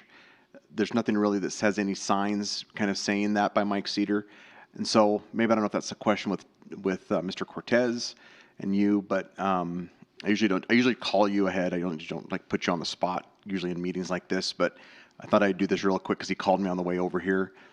So if that would be something maybe we could look at and talk about, some type of signage that would show that there is a BMX racing. But anyway, we can talk about that. And he would be more than willing to sit down with us too, or talk to you as well with that info. So that's all I got. Councilman Bates. Thank you, Mayor. Just a couple of things. One, I was at the planning and zoning meeting just recent, and they were very disappointed in council on the decision of the former Councilman Morgan's property. There was some of them that were very angry about it and felt disrespected by council. Excuse me. So I just wanted to express that to you guys from them on that aspect. A question that keeps arising that I think most of you guys have probably seen or heard is on 4th of July, nobody can park in the event center parking lot for 4th of July for whatever reason, and maybe we could get a better explanation of that. But yeah, then shortly later, there's the Garth Brooks concert thing that people can drive up and watch it on a big screen TV. And quite a few people can show up and do that. So the difference between the two, people don't understand why this one they can, but 4th of July they can. So I'm hoping maybe we can get some clarity on that for them that go every year, even though there's no entertainment, but go lay in the lawn and watch up above and watch it go over their heads. So if we can get that, I'd appreciate that. I went to the board for Casper Housing Authority. The 20%, like most everywhere else, it was a big hurt to them. But they are doing really well. all their facilities are rocking and rolling, and they are doing really good. So I just wanted to put that out there as well. That's it. And I guess I'll take a shot at the explanation on the event center. First of all, there's no festival going on up there. There's no ground fireworks. It's all aerial fireworks. And if you open up that parking lot, everybody's going to go up there. And right now, we're limited to the amount of people that we can actually have in a gathering. Now, if things change between now and then, and they say, hey, 5,000 people in a group, then that's a difference. To answer your question on Garth Brooks, I believe that the amount of tickets that are being sold per carload is going to make sure that we don't exceed the amount that we can actually have in a gathering outside. So, Exactly. yeah. So, I hope that it explains it, but if you open up those events, the event center parking lot, you're gonna have well beyond, unless you ask for a variance, and I don't think the state health officer is gonna give you a variance to allow 5,000 people or whatever would end up there, so. And there's really no reason to go up there, because the main reason everybody goes up there is the festival and everything else, and it's not gonna be there, so. We got wide open spaces around here. There's plenty of places people can go park and take it in. Councilman Huber. Thank you, Mr. Mayor. I'm glad that your explanation about the event center parking lot, because that makes sense. And I really wonder if it would be a good idea to try to get that explanation more widely out to everybody. Because I gotta say, I couldn't quite understand it, but now that you've said that, oh yeah, that's part of the rules. Other than that, nothing else to say. Thank you. Vice Mayor Lutz. Just a friendly reminder, because I think this is somewhat getting lost. I think because summer is here, people are, and maybe it's what they're hearing, I don't know, they're just kind of forgetting where we are as a community and in the world. And so I think a lot of the rhetoric that we heard of the swimming pools was that, well, you need to stop punishing kids. They've had enough punishment. Just a reminder, the delayed opening and the limited capacity of pools has nothing to do with punishing children. It has everything to do with public safety and health concerns. Same thing with opening the event center. We are not trying to punish anybody. We are not trying to ruin your summer. We're not trying to take something away from you. We're doing this to protect you. And so just kind of maybe put that in a different light and remind people that these aren't punitive intentions. So on that, I wish we could allow more people into the event center. Maybe things will change between now and the 4th. And I mean, we'll see. The state does things different every day. I think on a better note, there was a drive-in. They had that first drive-in movie over at Marshall's, or over in that parking lot over there. And that was huge. There were people parked up and down the street watching the movie. And I think they've done one at the event center for a comedian, and now they got the Garth Brooks one. So there's events that are happening, and people can partake in them, and that's what we want to see. We want to try and get different things, and there's things like that happening around town, so people need to take advantage of it. The other thing is, for whoever didn't make it to the 19th hole, you got to go up there and take a look at it. You know, we had John Johnson's group go in there, and that it's a restaurant now. It's not an old broken down clubhouse with, you know, that nobody wants to go to. It's an actual nice restaurant, and he's taken items, it seems like, off of every menu that he has from every establishment he has, and I think it's going to be a place that people go that don't even golf, that they'll go and partake in, and I think the food's just as good there as it is in any one of his restaurants, and they just did an amazing job on redoing that. So I just want people to go check it out, try it out. So with that said, I don't have anything else. Already went. Do what? Already went. Okay. Yeah. So Can I make one more statement? well, we only usually let you do one, but go ahead. Okay. All I wanted to do was make mention that I went to the Joint Powers Water Board, had a special meeting today. And for those that can remember, we only had originally one backwash tank there. And if that tank ever went down, they would have issues trying to then be able to flush their systems. They got the new tank built, but then when they went to clean the other tank, they found significant damage to it. So basically, it has been out of service. So we have been back in that same situation. And today they awarded contract to repair that second tank so that hopefully by the end of the year, we will have a backup to that tank. I thought that was something that needed to be mentioned to everybody. So that was what got me flustered there. All right, sounds good. Okay, that'll do it for our meeting tonight then. Thank you. Thank you.